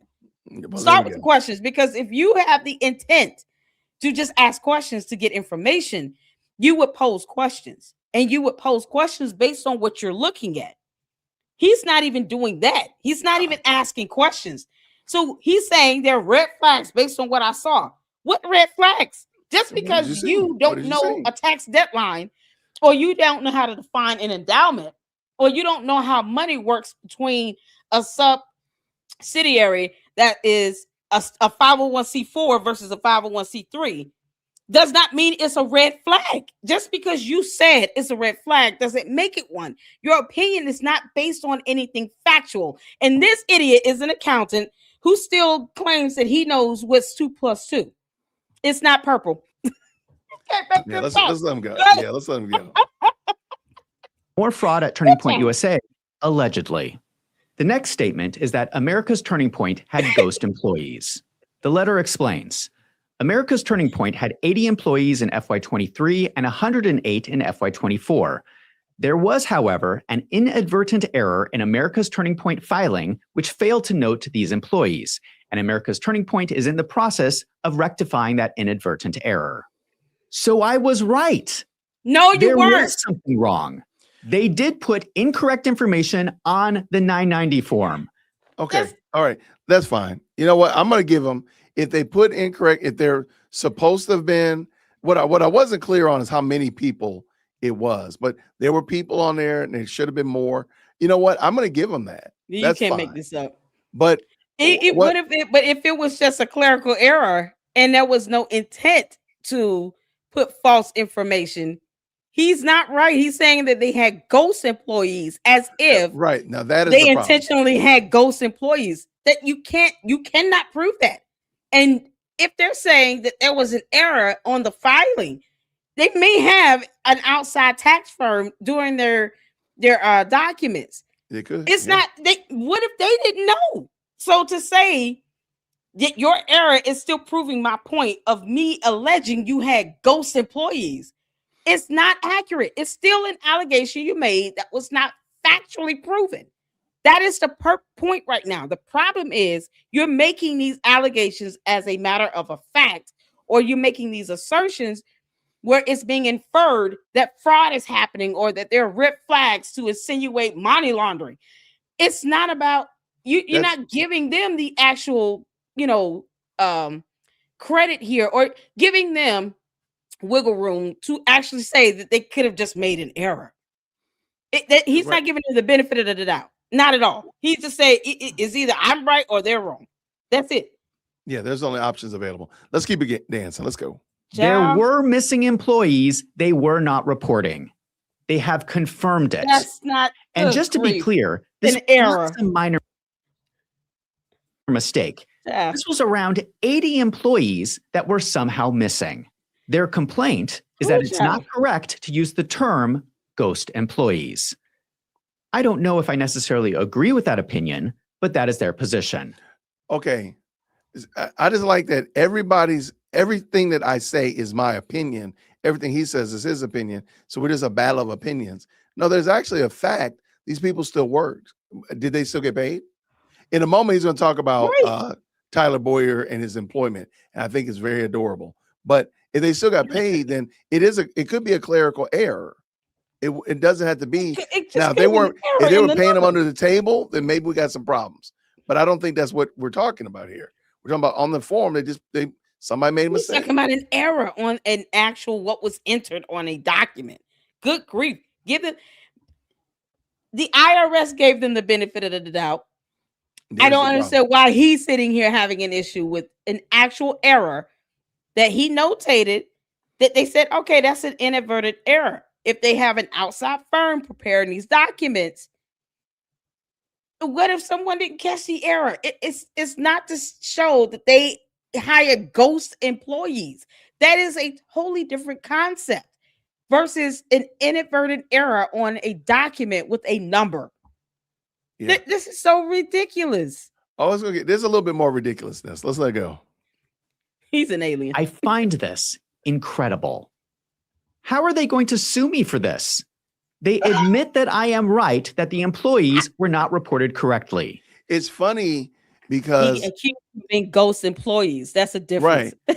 It's funny. I can see this guy saying when they do actually sue him, and this is not on there, I guarantee he'll bring this up. Like, well, why don't you sue me for the ghost employee comment? Well, sir, you already clarified it. You already fixed it. So he's going to be mad. This guy's a mess, man. Watch this. They don't like the wording I used. How is that defamatory?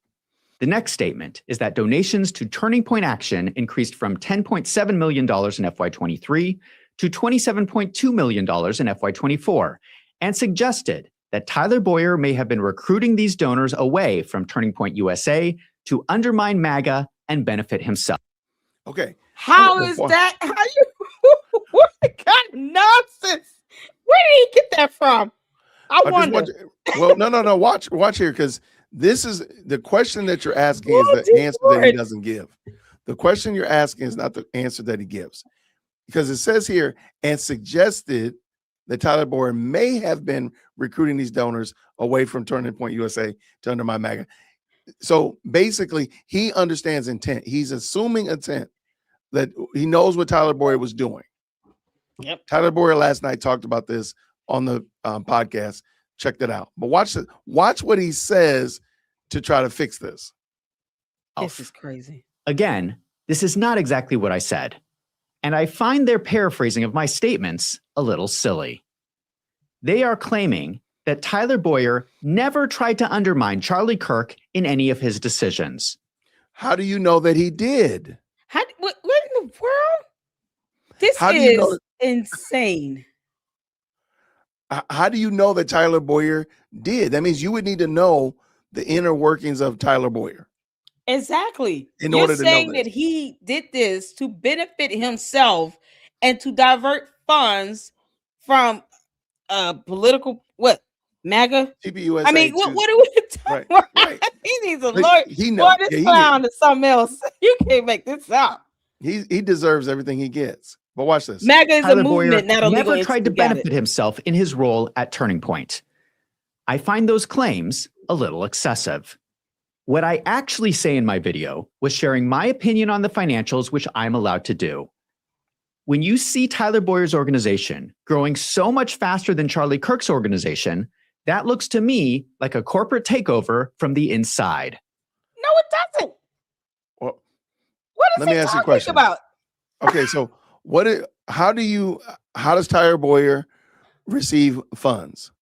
Tyler, Turning Point Action, isn't that a part of Turning Point USA? Yes, it Like- is. It's a subsidiary.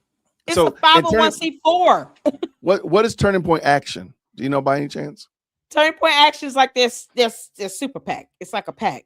And they Right, have so- to, they get to lobby and stuff like that. And political. Oh, so they It's probably a would be getting money. 501c4.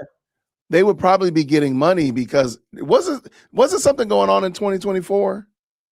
There was something big going on in 2024. I forgot An what election? it was. Presidential election? That's right. An election. That's right. It's kind of like, it's almost as Oh, you if, I can't know I make could this be up. I could be going crazy here, Lady Luck. It's almost as if Turning Point USA said, start funneling money to you because you're going to be doing things like lobbying and marketing and pushing different candidates around the country. So we need to make sure that you are funded properly. Is that what you're picking up? Yeah, because that's what a 501c4 is designed to do. Once again, he never goes over the fundamental basics of what a 501c4 is. He doesn't do. He never explains or defines the differences between a 501c3 and a 501c4. The super PAC is the 501c4, and what the law allows them to do and permits them to do regarding revenue and expenses, it's not the same exacting apples to apples with a 501c3. But he never goes over this stuff, and he's supposed to be an accountant. What school did he go to? I don't know. He went to the school of Why ain't smart at all? Hard Knocks, I guess. The school of Find It's Out, the right? school of White Walkers. It's the The school school of of White Find Out. Walkers. The alien place. That is my opinion, which I'm allowed to have. Now, of course, I cannot know what is going on inside Tyler Boyer's mind. But you just said that's you did. not what I said in my video. I was not speaking about his state of mind or his motivation. I do just not. said it seemed like he was funneling the money away from the donors. You made that statement. Yeah. Now, Now why don't you? from MAGA to his personal benefit? Isn't that what he said? Right, that's what you said. I think What it was would have that? been interesting if this gentleman had spent the time to actually show what he actually is saying. If you're saying that their paraphrase is wrong, show what you actually said. Maybe give us the links as well as the timestamps. That would have been beneficial, but he doesn't do that. He also doesn't give us the letter. I think that's interesting. Know that. The letter goes on to explain that donors naturally direct more money towards election activities in election years, especially to Hello? organizations like Turning Point Action that can engage in lobbying and political activity during election years. Accordingly, you are wrong to assert that the increased donations to Turning Point Hello? Action evinced any sort of wrongdoing on Mr. Boyer's part. So Right. their explanation is that all the changes in the financials can be explained by the election. That is their official explanation. I do not believe it, and that is my opinion. It's not you about gotta believe- your opinion. You're making these assertions where you want others to believe that they're doing something fraudulent, that someone is doing something fraudulent and benefiting himself from a super PAC. And, Oh and my you God. stepped into this. You stepped into this, sir. Nobody asked you to do that. I'm gonna say that again. Like, you did not have to do this. You did this, Wolf of Finance, and now you're the one that's got to eat it. You did this. You did not have to put yourself in this position, and you really truly still don't have to. You could honestly say, hey, yo, you know what, let me take some of these things down, let me clean some of these things up, let me go ahead, because I ain't got no time to be getting sued. Now you're gonna be getting sued, and you're paying a lawyer to get sued. For what Clearly. reason? I don't know what the nobility of getting sued just to be getting sued, because today is Sunday, I got sued. That's just dumb. Like, there's no benefit in that. Apparently there is. There's some None. nobility in getting sued. I don't know what it is. I choose not to. That's my goal. Let's go. Pride comes before the fall. Absolutely. On December 7th, I posted a This video is called crazy. Top 10 Clowns of the Year. God. In this video, I called Turning Point my #1 clown of the Wow. year. I talked about the now infamous interview with Turning Point's chief security person talking about the day that Charlie Kirk was Wow. murdered. I point out the massive contradiction where he says they were not allowed to fly drones. Then I show the interview with Frank Turek where he says he was watching drone footage with Charlie Kirk. This part is breaking news because I'm not aware this has ever been discussed. The What? lawyer in this letter says the following: there was no discrepancy. Let me let him finish. This is breaking news for him. UVU Yeah. prohibited Turning Point USA from flying drones for security purposes during the event, but did allow a Turning Point USA media production drone to briefly fly over the location before the event to collect limited B-roll footage. First of all, how could this be defamatory if I had no idea about any of this? That's your Maybe fault. you should. That's your problem. Maybe you should idiot. ask. And I asked the question. I'm like, Unbelievable. why are y'all not FOIA-ing the university? I'm sorry, Utah Valley University, and asking them? Why are you? If you don't think Exactly. Brian Harpole's telling the truth, and Brian Harpole told you to FOIA Detective West or whatever his name is, why don't y'all do that and ask? Exactly. Because Fact check. Frank Turek did follow back up and say that the video he thought he was watching, the quote unquote drone footage, was actually Mhm. somebody standing on one of the promenades above him doing that Mhm. footage. So it wasn't a drone. He thought it was a Exactly. drone, Don't. and he didn't Right. know. He didn't know any better, and that makes sense. That still rhymes with what Brian Harpole said. But see, this is what I'm saying. Like, you could just quickly just say, you know what, I messed up on that. Right. bad. Or just Just be- retract it. It's part of what journalism is all about, right? If you make a mistake, it's called a retraction. It's not that difficult. He's being very prideful because he's got all these Candy Owens supporters sitting here rooting him on to this nonsense where none gonna of root them him are on going to to pay his destruction. legal fees. Mm-mm. They're going to lead him straight into a court of law. And I hope he goes there. I hope he gets sued because, we're here for it because this is ridiculous. He doesn't fact check either. Second, I find this explanation absurd. You are telling me that the security team was not allowed drones, but the media team was? Yeah, Oh, God. right. Does he not know the difference? Before the event, they were allowed to do that. It's Right. always been like why don't you just why don't you You reach can't out to make this up. UVU to confirm? Right. Before you did this video and sat here on the Lord's internet, you could have taken each one of those 11 statements from the cease and desist letter and turned them Yep. into your own video and actually did the research and said, okay, I found out that Yep. this is true. I found out that they Exactly. really truly were stopping them from filming. I think the reason why people have not FOIA'd the security team or the police at UVU is because they know that what they're going to find out supports what Brian Harpole said. Right. That's why I don't think anybody Yep. wants to, because I'm like, if y'all thought that Brian Harpole, if you really thought Harpole was trash, y'all would have went and got, you would Exactly. be parading Go to that UVU. guy around, the UVU chief around to say Brian Harpole's trash. No, we told Right. Harpole to fly these drones. We even had a charging dock for him. We were looking around for him and he wasn't there. You would be parading that dude around here. The reason they don't is because they know that what he said was true. And it's much easier without bringing that guy on and asking him to just kind of speculate. Right. But even and it's so, go ahead. I was gonna say UVU has drones. What they didn't allow was for the outside TPUSA and their security team to bring their drones or to fly their drones. It is UVU's property. So to say they should not be able to do so, like UVU should have allowed them to do something on their property that they don't allow anyone else to do for an event, it will be contradictory, and they have their own rules and regulations of what they will and will not allow. But why are they? It's like people like him and the Cantifos making this issue about something so minute, as if they get to control and dictate what UVU allows others to do on their campus. This was an event from TPUSA where they came to UVU to host this event. UVU says We have our own standards and rules and regulations. Follow them. The end. You're on our property. If they don't like it, they didn't have to have the event there.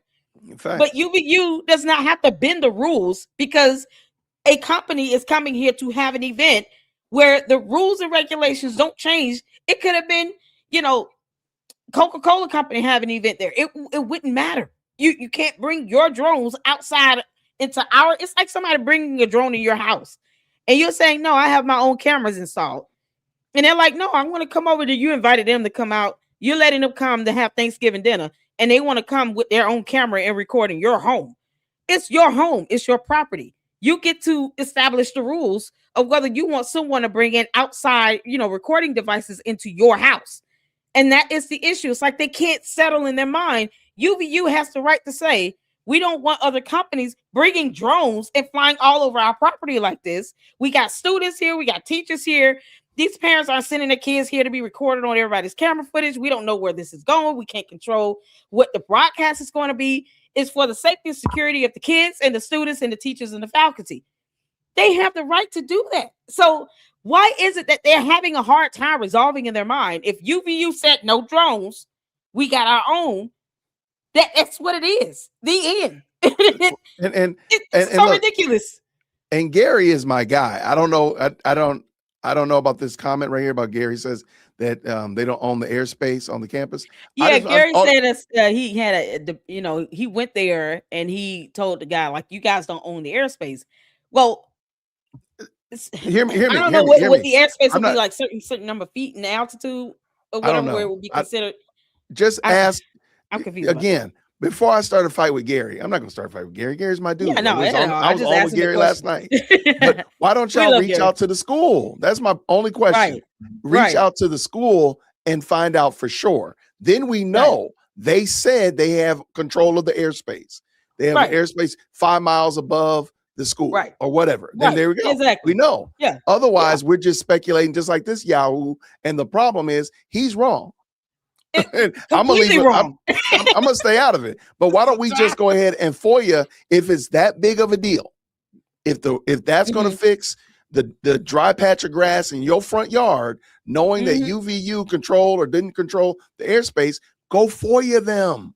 Get the information, find out, and then we know for a fact. Because at the current moment, whether or not UVU controls the airspace, guess what? That dry patch of grass in my front yard still gotta get taken care of. I'm not losing sleep over it.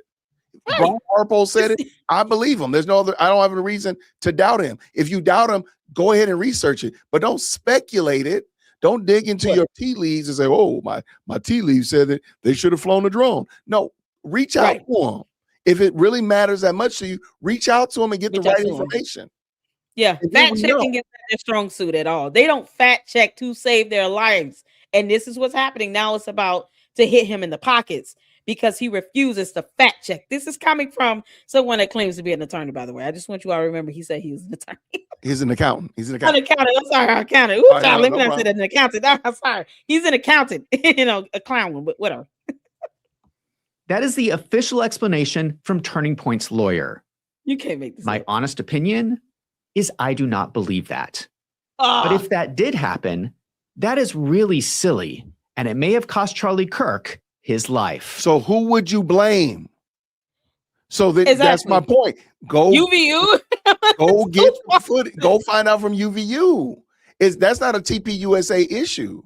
That would be UVU. So again, like just go ahead and pick the fight with UVU. Because again, if in fact they had FOIA'd Detective West and found out that he did truly tell Brian Harpo that they couldn't do it, or I'm sorry, that they could do it, but Brian Harpo just forgot to bring the batteries for his drones that day or whatever like that, then it would, y'all would have been traipsing that dude out of here already. Exactly. He would have been on we would know his name. The fact that we don't know his name and the fact that I've said his name 3 different times, 3 different ways on this podcast and nobody's corrected me is the reason. Because I keep saying Captain West, and y'all know that's not his name. You know that's not his name, and I've been saying it all night. I done said detective, I done said sergeant, I done said master chief, and y'all don't know because he has not been brought out anywhere. Exactly. And so my question is, if it matters that much, why didn't y'all go find out who it is? Yeah, because they, On they December would have 14th, to I posted a dispute video Candace. called No, they could do that, or they could just FOIA it from the school. Yeah. Tim Pool Rants about Turning Point. They say these are false claims. Asking whether money sent to 110 LLC was to bribe Jay Kaufman. Again, that's not exactly what I said. They are complaining that I'm not allowed to ask questions. Oh, have we heard I that? cannot you're ask not questions asking about questions. 110 LLC. I cannot Lord. ask questions about Jay Kaufman. I think those are fair questions to ask, given that Turning Point sends them millions of dollars as one of their largest independent contractors. Last night, Tyler Boyer talked about this and why, in fact, they do that. And it makes perfect sense. And if you want to believe something different, then you won't accept it. But They don't want to believe anything anybody says. There's nothing you can say will be good enough for them. No, this is Candace's alter ego. Y'all are wild, man. Y'all are wild. Not the White Walkers. This is invading America. I'm allowed to ask questions. Oh, please. But I think it is fair for Turning Point to also state their official position. They claim Turning Point contracts with 110 LLC for legitimate services. The money you ask about is spent on marketing and advertising services. Any claim that it is a bribe is false. The second statement is asking why America's Turning Point lists its COO, Tyler Boyer, as an independent contractor. Again, they are saying, I'm not allowed to ask questions. It's something you can read. Do you need to ask something that you can look at in writing, in documentation? You can read tax statements, but you can't see that someone is a CEO and not contracted. Is he contracted? No, he's a contractor. They have him listed as a contractor. But okay. The funny thing is, again, listen to what he says, though. It's like, you know what? Let me. I'm not allowed to ask questions. me No, let me you can ask questions. You're making Nobody allegations. said you can ask questions, but listen to what I want him to tease this out. Let him go. Let him go.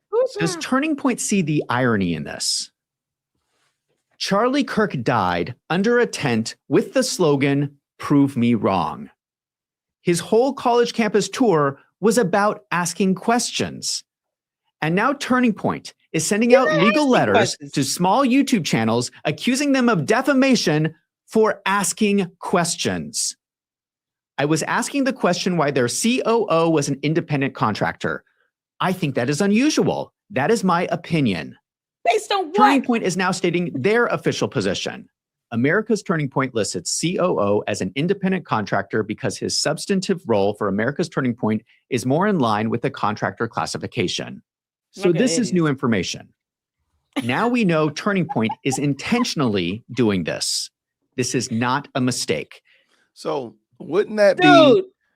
Let me ask you a question. If they allow him to be listed as the COO to be an independent contractor, isn't that between the contractor, Turning Point, and the IRS?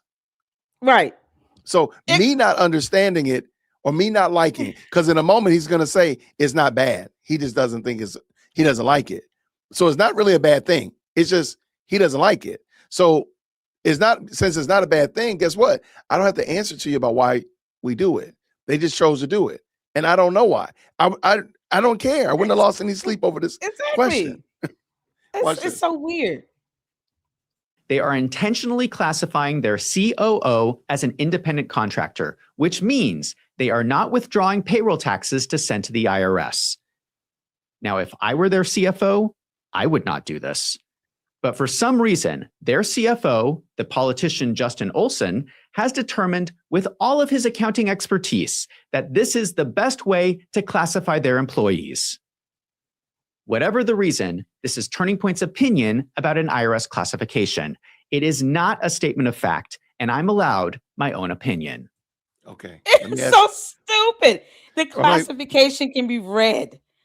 If they it's easy, it was best to do it this way because CP PAC is a subsidiary and the COO is best to be listed as a contractor. It's what they choose to do. If there is any consequence for payroll taxes, that would be for the IRS to determine, not this simpleton accountant. It makes no. He's not the IRS. If they have not penalized Turning Point USA or TP PAC for that, why do we care about what he thinks about what he believes should be or should not be done? It's what they're choosing to do. And if they're not being penalized for it, the IRS has not sent them a letter charging them saying you got to pay this penalty because you're misclassifying employees and contractors. We don't care what he thinks. The IRS is okay with it. It's The IRS is okay with it. There you go. It's so ridiculous. So let me ask you a question real quick. Oh God. Following this man's logic, Tyler Boyer is what? What is his classification in TPUSA after what he just said here? What is his classification? He's an independent contractor, isn't that what he said? Stay right there. Yep. Just stay right there. Because in a moment, you're gonna see why I think he's very duplicitous. And you'll see very clearly in a second. I just want to make sure you understand. He just clearly said Tyler Boyer is an independent contractor, right? Right. Okay, watch this. The letter also states, more generally, you have accused the Turning Point entities of being shell companies. This too is false. They are arguing about what can be defined as a shell company. They don't want anyone to call Turning Point's multiple organizations shell companies. Personally, I do not agree that it is an incorrect use of the definition. Turning Point is moving money between organizations like some kind of shell game. A shell game is a classic street hustle and magic trick. So in my opinion, I think it would be appropriate to call them shell companies. But if Turning Point is so upset about the word shell company, I have no problem calling them something else from now on. Well, we already know that he's going to say something ridiculous. You he already can't said make this up. We already know that. But yeah, that was pretty wild. What? So he thinks, oh, it's a shell. What makes him think that it's a shell company? I have no idea. Is it not fully staffed enough for him? Because the courts wouldn't care what he thinks it should be. There you go. What is defined to be? How would the courts see this when they sue him? Because he's gonna get sued. I'm just saying right now. Because this whole thing of the defamation per se, and the many inferences that he's made based on his allegations, and then his stupid explanation. Either he just didn't know the information is breaking news for him because he doesn't fact check, or he is misconstruing definitions of terms and concepts like laundering and funneling and shell. Like, you can't make this up. And you get to court and you say, here's my client's defense, because he thinks the shell company is like a shell with empty hollow things that's on a table, and it's a game, and you move them around, and because of the money funneling and all of this, and Your Honor, you have to. It's his opinion, but you're purporting this to be a fact. You're giving allegations. You're not asking questions. You're not trying to get information out of this. You're not trying to gain any knowledge from this. What have you learned with all this nonsense other than how to read the cease and desist letter? Well, we didn't read it because that's what's going to come down to. He's not asking anything. He's not trying to gain knowledge for knowledge's sake. He's making allegations, and people are able to infer that he's accusing them of committing fraud. That's what it comes down to. The average person, such as the jury, would sit down and see these videos, read the letter, put all this together, and say, to me, he's trying to say that they're committing fraud here. They misappropriating money. They're funneling money. They have shell companies. They're lying about ghost employees. All these things is going to come down to what the average reasonable person would be able to deduce watching this in defamation, even defamation per se. This is absolute madness that he has not talked to an attorney when he did this video. This is crazy. I really hope. Yeah. But watch this. Let's go. Oh, dear Lord. December 28th, I posted a video called Shocking, Turning Point Fraud Gets Worse. They claim you recklessly repeated many of the previously described falsehoods and again directed viewers to the home address of Mr. Boyer, which has resulted in threats to Mr. Boyer's safety. Let me explicitly state that I condemn any violence, any threat, any harassment being sent to any employee at Turning Point. Did you hear the problem? Did you hear the problem? Yeah, it's like that's not what No, listen to what he just said. Go. I condemn. Let me see if I can scoot back without. I don't want to butcher it. I don't want to. Okay, listen to what he says. Okay. Remember. Let me explicitly state that I condemn any violence, any threat, any harassment being sent to any employee at Turning Point. Employee. What is Tyler Boyer? An independent contractor. Independent contractor. I told you. That's why he did it. That's why he did that. Oh man. So now he's going to say, well, Tyler Boyer is an independent contractor, so it's okay that I doxed him. Well, he didn't dox him intentionally, but it's going to be okay that I doxed him because he's an independent contractor, not an employee. You can't make this up. Because he could have easily just said employee or anybody affiliated with or contracted with Turning Point. He could have said that, but he said employee only, and I think that's why he did that. That's just my thoughts. Do not even harass them on X.com. Do not retweet at them. Do not send them angry messages. Keep your comments in my comment section. Just for the record, I will repeat what I have previously said. And I have to tell people, please do not go to Tyler Boyer's house. That is not appropriate. I was in no way calling for violence against Tyler Boyer, and you are absolutely false in claiming that I was. Why did you put out his address? I blacked out Tyler Boyer's address, which I did not have to do. He put the address himself on a public document. That's not my fault. That's his fault. Don't blame me when I have tried to protect his privacy. That is wild. You can't make this up. That is some wild work right there. Why would we don't need to know his address, period. It's not about whether or not I know Candace's address. Do I need to sit here and tell people that? No, I don't. She's got 4 kids. It makes no sense to say, well, it's gone on some, public document in the past. So let me do this. We don't need to know his address. That's not information you need to disseminate to the public. It's irrelevant. No one needs to know his address for any reason at all. It's just stupid. He's getting sued. Right. And the fact that he put the information out there, sure, Tyler Boyer put the information on a tax document. The reason people know about the tax document is because of you, Mr. Wolf of Finance, going through and spreading it. Now, sure, you redacted it, but the only reason people are even looking at it is because of you. So you tacitly did put them there. That's you. So you're gonna have to answer for that. I'm sorry, there's no other way around it. Exactly. All right, we're almost done. We're gonna get to the begging part now. Here comes the begging part. So that is the letter. There are more paragraphs of legal language that I skipped, but that is pretty much the letter. I have to say that in general, most of the things they brought up were nitpicky little things. Like they don't want me to use the word audit or the word shell company. Don't do it then. Just don't do it. Those are not even facts. But I am going out of my way to adjust for some of their requests. And I want to mention something else. Take a moment and think of all the statements they listed in this letter as problematic. I think it's around 11 statements they are claiming are false. Now think about all the things I've talked about in my videos on Turning Point.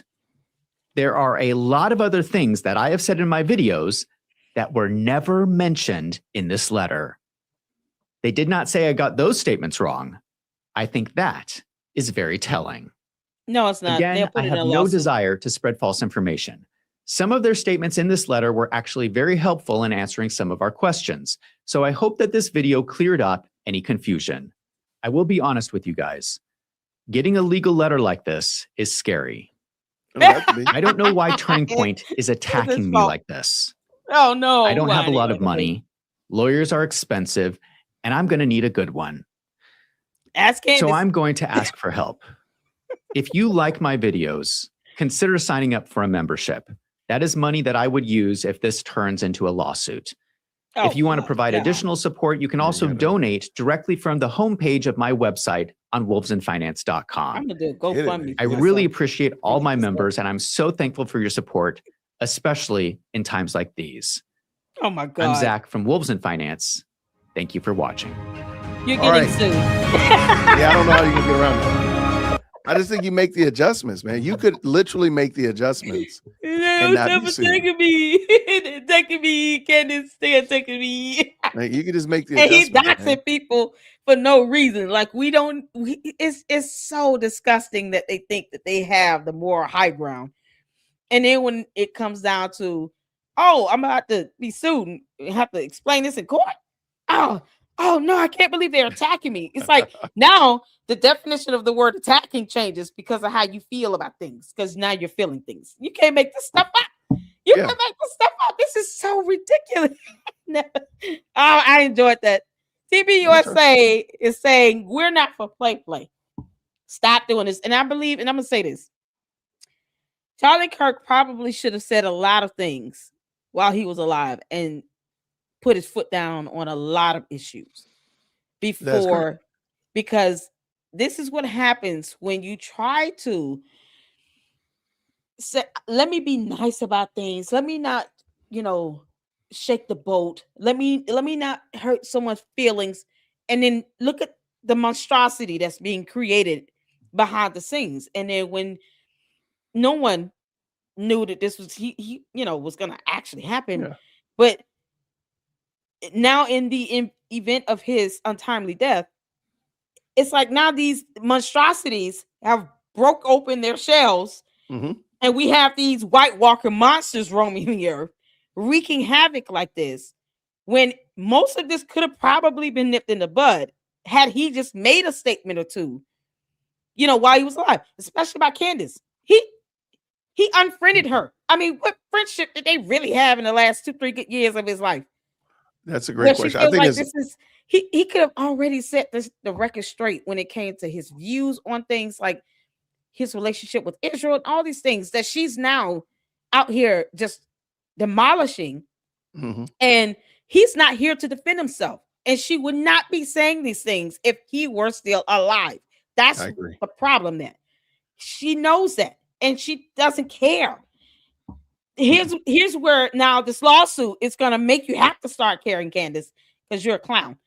Here's what this lawsuit is going to say. Listen, we know you didn't care before, but let's hear you say this under oath in a court of law to this judge. Don't care. Because we're tired of this nonsense and you making these false statements. Now repeat all that you said, and we're putting you under oath. We're going to do a deposition. We're going to have you cross-examined. Now you have to do these things under oath, under the penalty of perjury. Let's see how well that goes, Candace. Because if you lied before, just keep that up, girl. Let's see how well you lie when you get sued and you got to go to court. Go ahead. We dare you. Please lie.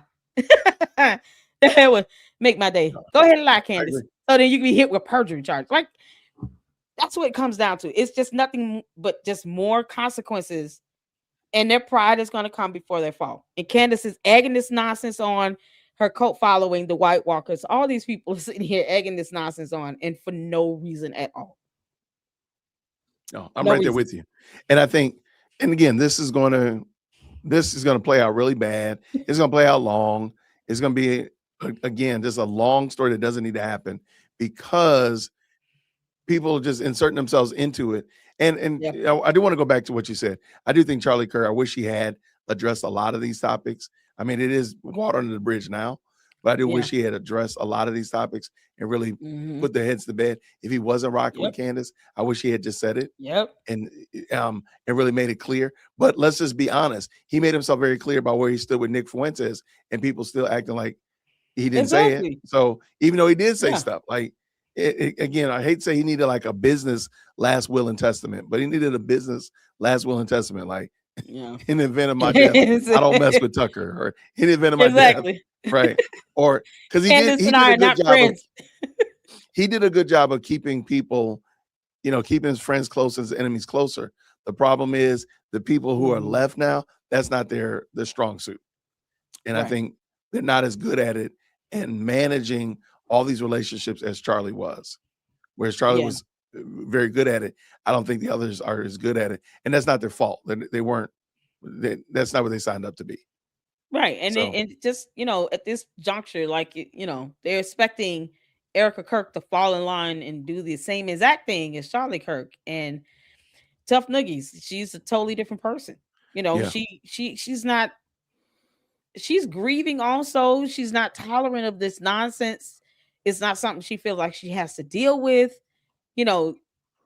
I was hoping that this would come down to where she's gonna sue them, because you take a flight out to Tennessee to have a conversation with Candace when Candace was too much of a coward to go to Phoenix and face her in front of a camera is, telling to me. But I kept saying, I hope she didn't just do that for nothing. I hope it was because she's trying to gather evidence. And Candace, you tell on yourself every time you open your mouth.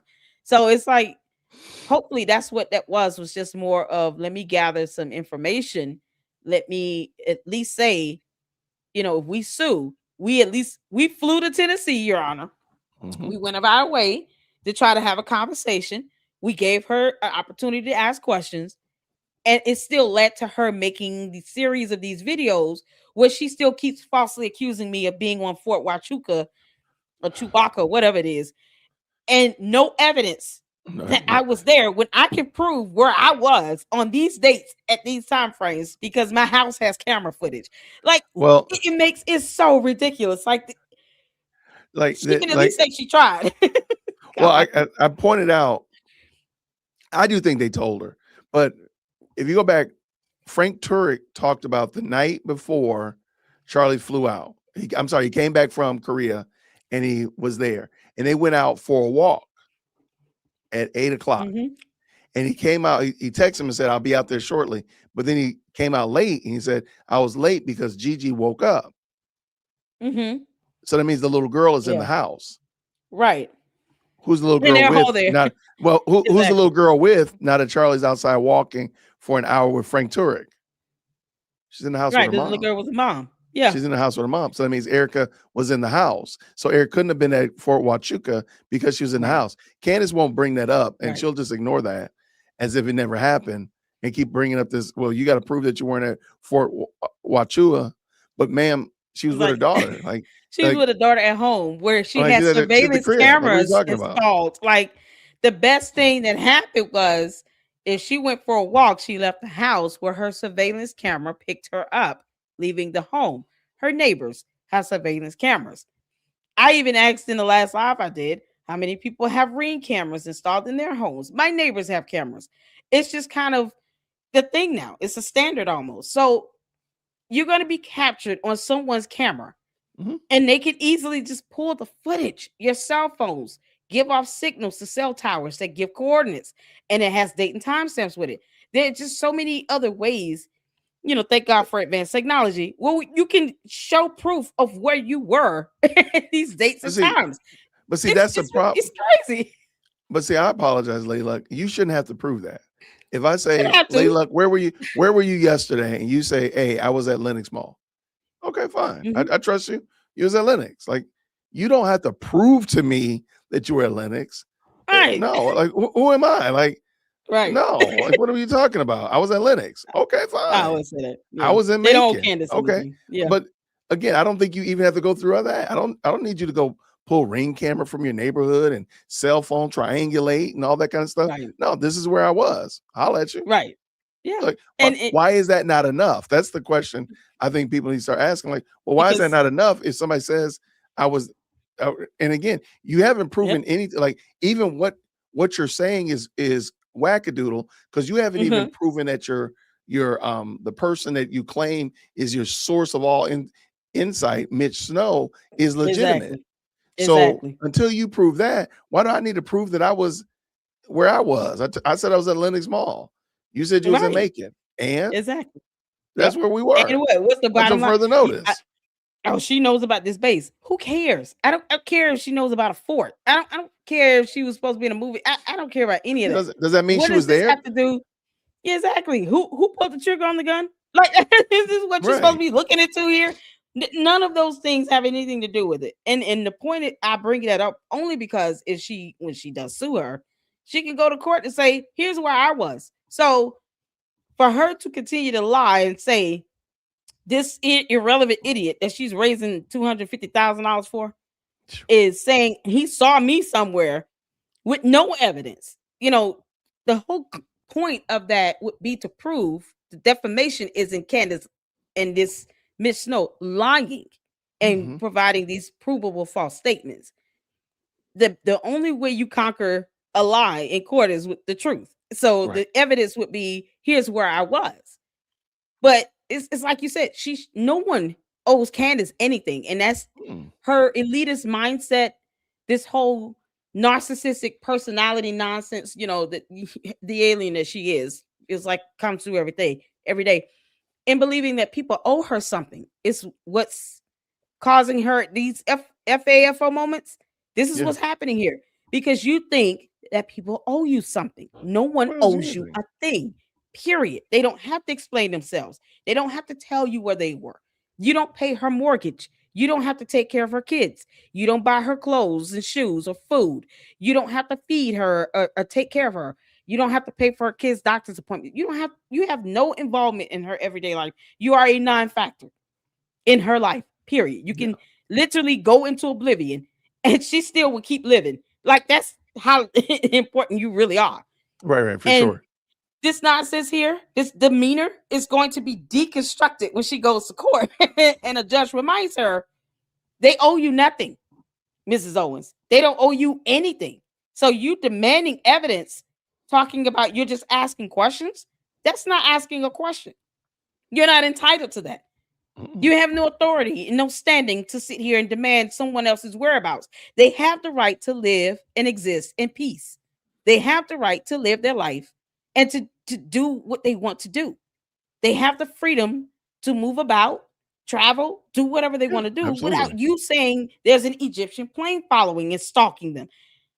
They don't have to be subjected to that. It is so disgusting. So this is what we are. And she'll learn that the hard way in court. She's gonna learn the hard way because she got a hard head. She's gonna figure it out. Man, that's so dumb. Yep. All right, what we got here? Real quick. Thank you, Lady Luck. Real quick, we got some people that stopped through. We got new members up in here. Look at that. And a member, Heather Rose been a member for a month. I think she's on your side. I think. Have you seen Candace Owens' ex post today? It seemed like blackmail to me. I think it's very interesting. I saw it. I pulled it up. Where is it? Can you pull it up? I'll pull it up in a second. Let me hold on. Let me grab it real quick and have it open. She's blackmailing somebody. You can't make this. I think it's personally some high grade cope, in my opinion. Let me hold on. I got it ready. Let me finish these up. All right. Shout out to these best live chats. Thank you so much. Thank you so much, Patricia. Patrick, thank you for the $2 super sticker. Appreciate you so much. Melanie said this with the 10.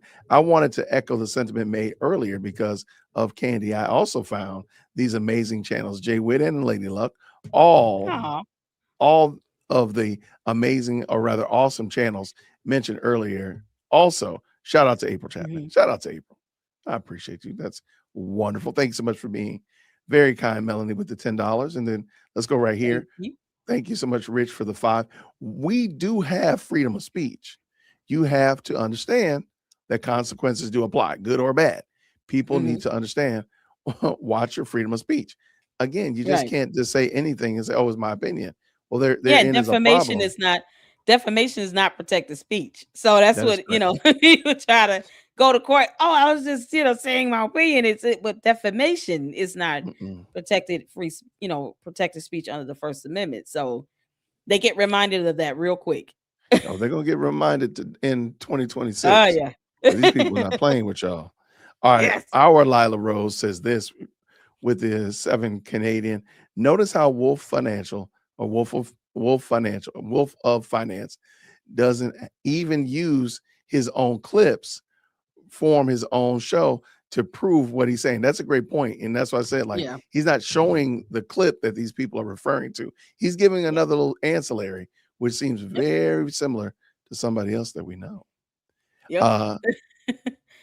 Lady Williams has been a member for 8 months. Goodness gracious, she loves you. Y'all should stream together once a week. She said we should stream together once a week. Look, you done paid that woman to say that. I know you paid her. I did not. I know you paid her. I know you paid her. I know you want to do a stream with me, Deacon. All right, let's see what Lady Owens said. She said, difficult to put into words how terrible of an idea it was for Turning Point USA to send out this cease and desist letter. I'm at the point where I think someone intentionally, absolutely detests Erica and permanently feeds her terrible ideas. It's the only thing that makes sense at this point. I again offer my consulting services to TPUSA. For a monthly retainer, we can end this corporate blank show. No. And where in Here's my this thing. I got a question for all the Cantifas out here. After all of the dogging and the bashing and the, insults thrown at TPUSA, are you cool with your cult leader, the White Walker, saying that she wants to actually work for TPUSA, even as a consultant? Are you cool with that? Yeah, why is that? Why does she want to work with them? Right. Why don't you want them to crash and burn? Why do you even want them to do better if you really want them to, if they're so terrible? Why do you even want to engage with them? Exactly. The cult members haven't figured that out. She wants to work for TPUSA. She has said how many times now? Can they put me on the payroll and do that? I'll do their media. I'll do this. I'll fold their napkins. I'll fold their napkins. Yeah, put me on the payroll. Why? Your audience, your cult members don't like them. They can't stand them, and they don't see the hypocrisy in this. Candace, the word of the month in the LLC is hypocrisy. You clown. Yeah. They can't see the hypocrisy at all in her wanting to work for TPUSA as a consultant. They're not paying you anything. Guard, you keep Candace. You're gonna have to get a real job to pay the Macrons. I hope you realize that. God, get your resume together. You can't.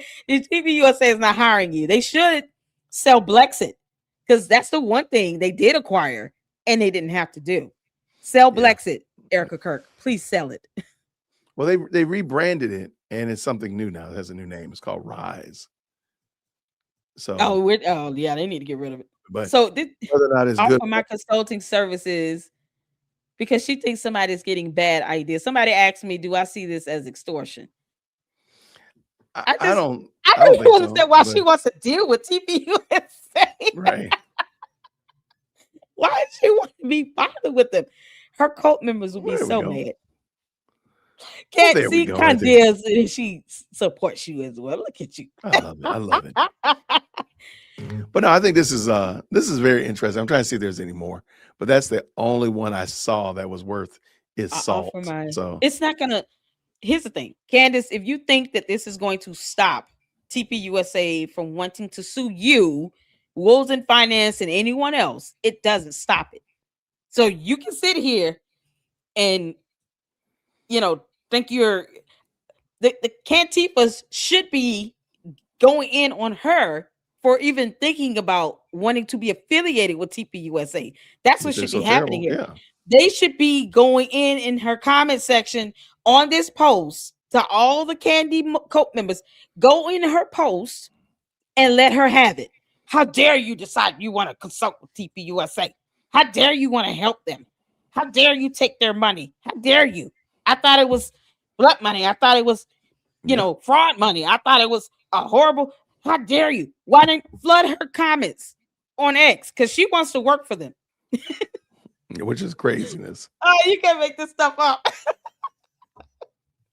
Yo. I agree. Oh, man, Candace, it's not going to end because you said so. That's not how this works. No one cares how you feel, girl. That is not how it's going to work. It's going to be a very long night. It's going to be a very long night. All right. Lady Luck Club, thank you so much, friend. Yes, sir. Thank you. Let me see if we got anything good. All right. That was a good one. All right. We'll do this again. We'll have you come back by. We'll come back by. I know. It was fun. Thank you all so much for that. Listen, y'all make sure y'all subscribe to both Jay Witt and the LLC. Hit the like button, and I appreciate you all. Thank you so much, big bro. I want my maroon shirt, but it's got to be Spellman on.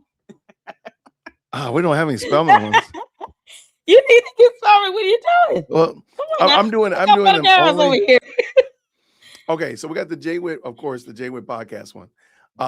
Okay, so I'm working on the T-shirt for the spring. And the baseball cap. The baseball cap is ready. The T-shirt is ready, but I want it to be a little bit better. So we're working on those, and those will roll out this spring. I can't do a Spellman one because we don't. Why? I don't want to. I can't. That's trademark, isn't it? I can't just put. I just can't I put have Spelman no Morehouse idea. on something. I can't just put that on something, man. Come on now. You gonna Well, have your boy. I guess I have You to gonna get have an me hemmed up. LLC one. You gonna have me hemmed up over here talking about y'all. I'm being sued by Spelman That's College. license.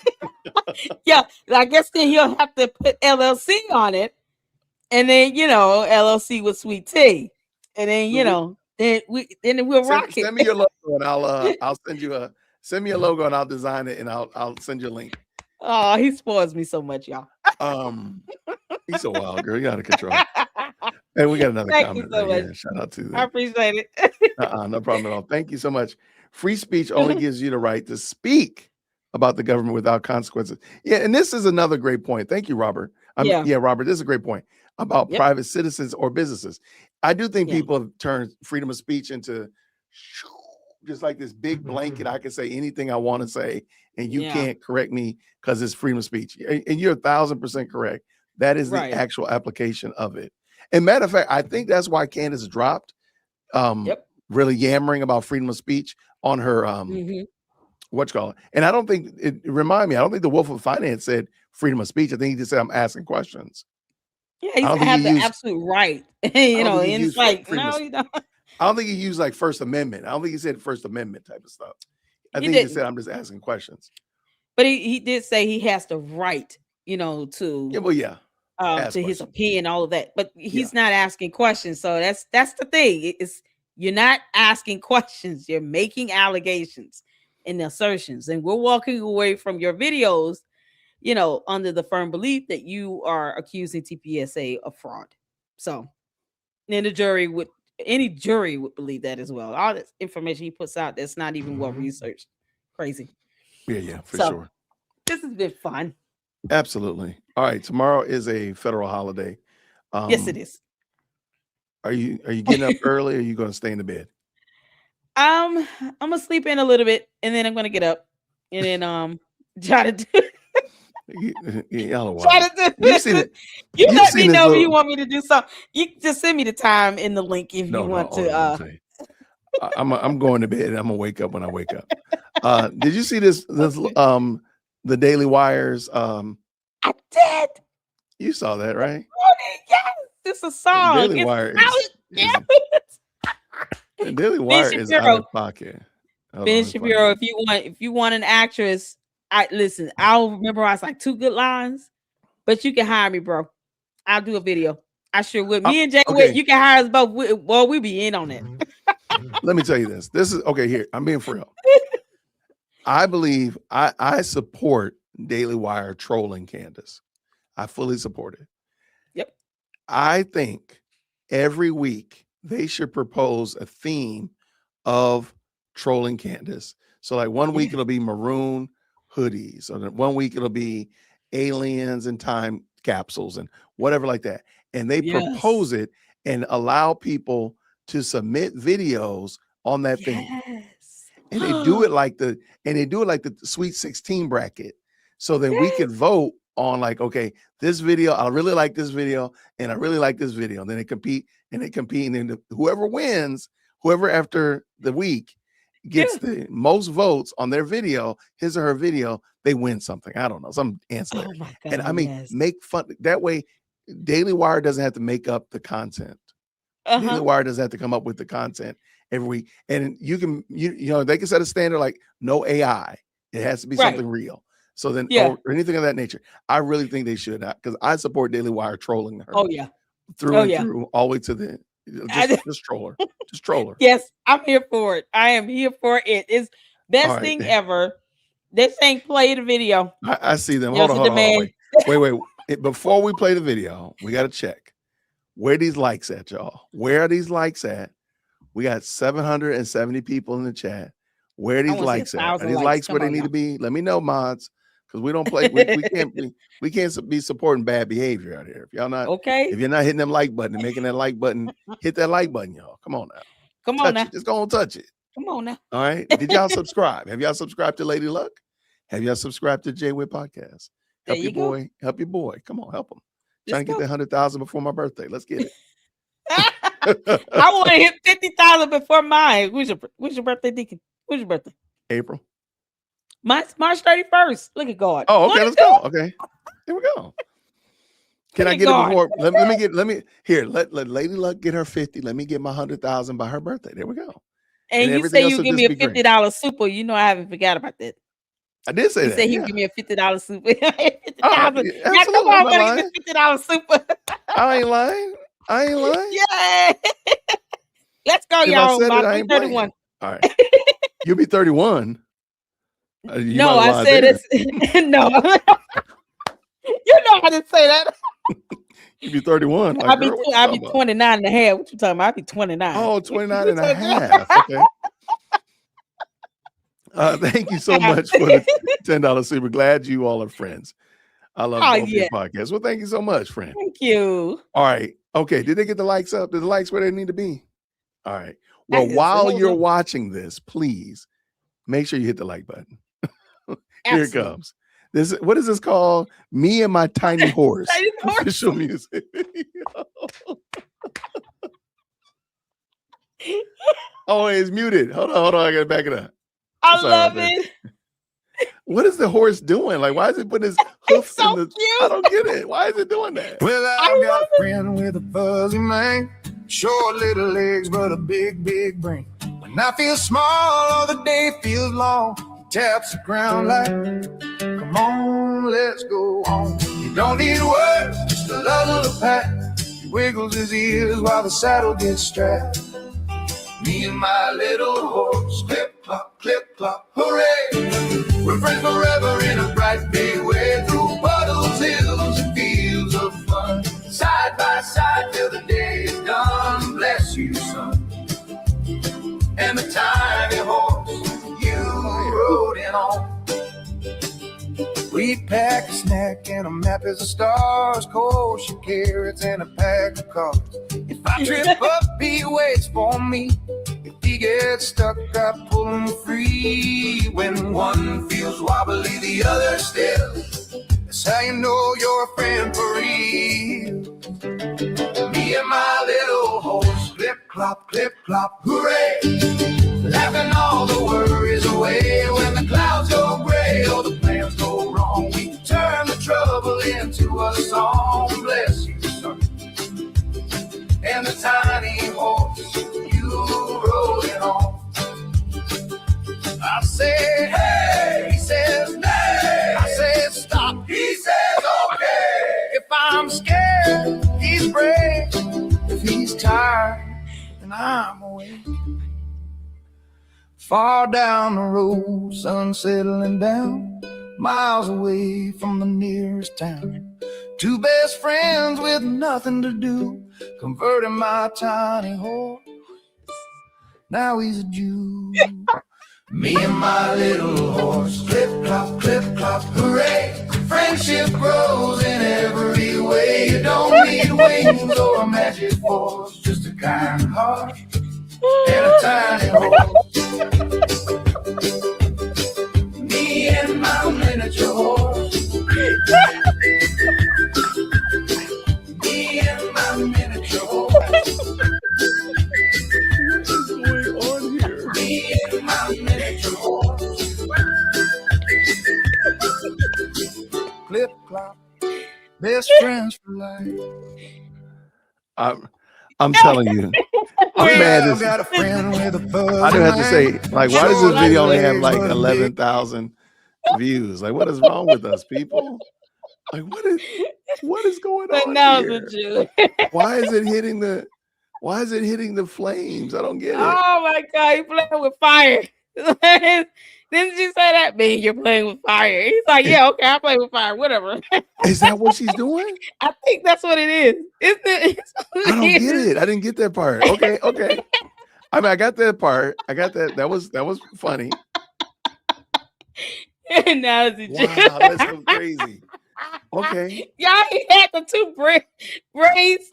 That was ignorant. That was ignorant. Child. Next time, listen, he gonna have that horse gonna have a trim, a color, a dye. No, we don't. Them braids gonna be have on to have point. a color and a dye. What is going on here? That is crazy. But I'm telling you, please understand. Oh yeah. I think Daily Wire should crowdsource Oh, their yeah. trolling.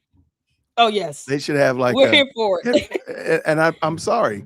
They would get so much support and so Yes. much engagement if they just said every week. Candace said this about Daily Wire. Everybody make a video and let's see who makes the best one. Right. This week, Candace said this about, being able to see into the future. Have at it, Right. everybody. And I think the engagement will be off the Richter scales. It will. And especially It going will. into March, because you got March Madness. Like you can play along with that and be like, hey, these are the these are the 6 best videos from the last 6 weeks. And they just go and say, who's the best video? I mean, it could be a whole thing. And I'm sorry, man. Look, man, I'll be dancing and singing in mine. Lord knows you was dancing and singing. Lord knows. But they be like, hey, no AI horses playing with flames at the campfire. Like, don't do that. Let me ask the audience. Do you think that would work? Would that work if they did that? I think it would. But of course, I'm crazy. So do you think that would work? You're not the only one that said that.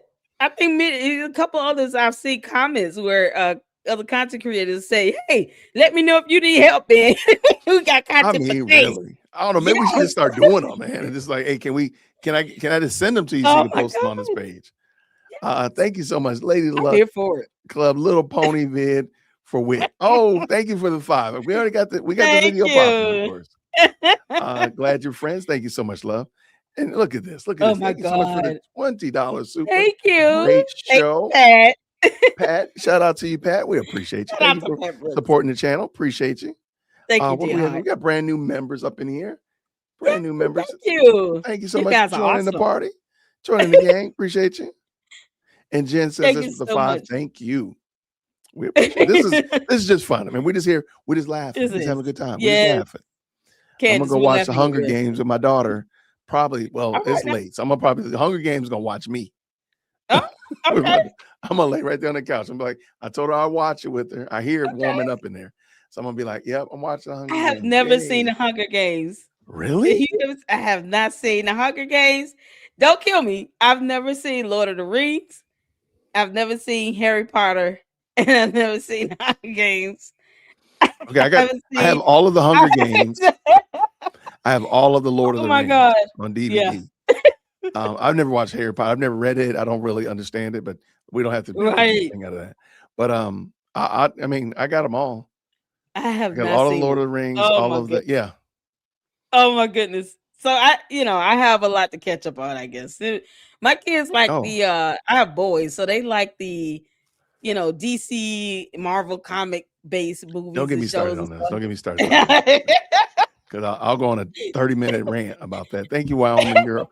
Wyoming gal. She done bless somebody with a membership. Make sure you say thank you to Wyoming gal. Shout out to Wyoming gal. Shout out to my moms. I appreciate you guys. Are awesome. MLK Day tomorrow. Candace had a dream. And so did MLK. And so did MLK. That's scary. Just coincidence. Oh my God. I see what you did there. Is that why she did that? Because it was leading up to MLK Day. She tries to keep up with themes and stuff. No, I think she just hit this. I personally think she was trying to. She had to pivot off of Fort Octua because people were not buying into it after Christmas break. Because not at all. I didn't know everybody realized that it was a scam, so she had to kind of pivot. So she just kind of. That's why she still hasn't given out that Egyptian plane data. She's never addressed any of the claims against Mitch Snow. She just said that people talking about drama. There's a lot of other problems. So I don't think she's I think she's doing this because she had to pivot somewhere. And I think she just thought that would be the right place to pivot, in my opinion. Yeah. Because she's running out of ideas. I told you all she's recycling her theories. So we're getting to the point where they're being recycled again with a third, fourth time around with these planes. So the planes will keep circling the airport. Eventually they're gonna run out of gas. You can't make this. But that's it. Lady Luck. All right, y'all. Thank y'all so much. Have a good week. I appreciate you all. We got to do this again because everybody's demanding it. We'll do it. We'll do it again. We will. All right. Thank you, everybody who jumped into the chat. Do us a favor, real quick, if you don't mind. If you're over there on Lady Luck Club or if you're on Dear Will Christian, Hit the like or if button. you're on the Jay Witt podcast. I don't forgot. See, I'm late and delirious. I'm going crazy. Rebranding. Make sure you drop some yellow hearts in the chat, drop green hearts in the chat on the way out the door. Tip your waiters and the such of that nature. Thank you so very much for hanging out with us tonight. And we'll do this again real soon. Everybody, have a great night. Grace and peace. Thank you so much for tuning in to another episode of the Jay Witt podcast. If you enjoyed today's show, please do me a favor and hit me up with that 3-piece special. Like the video, subscribe, and of course, share it with somebody who would also enjoy this type of content. And make sure you leave a comment because I do pin the best comments to the top. So thank you so much for tuning in today. And until next time, everybody, grace and peace.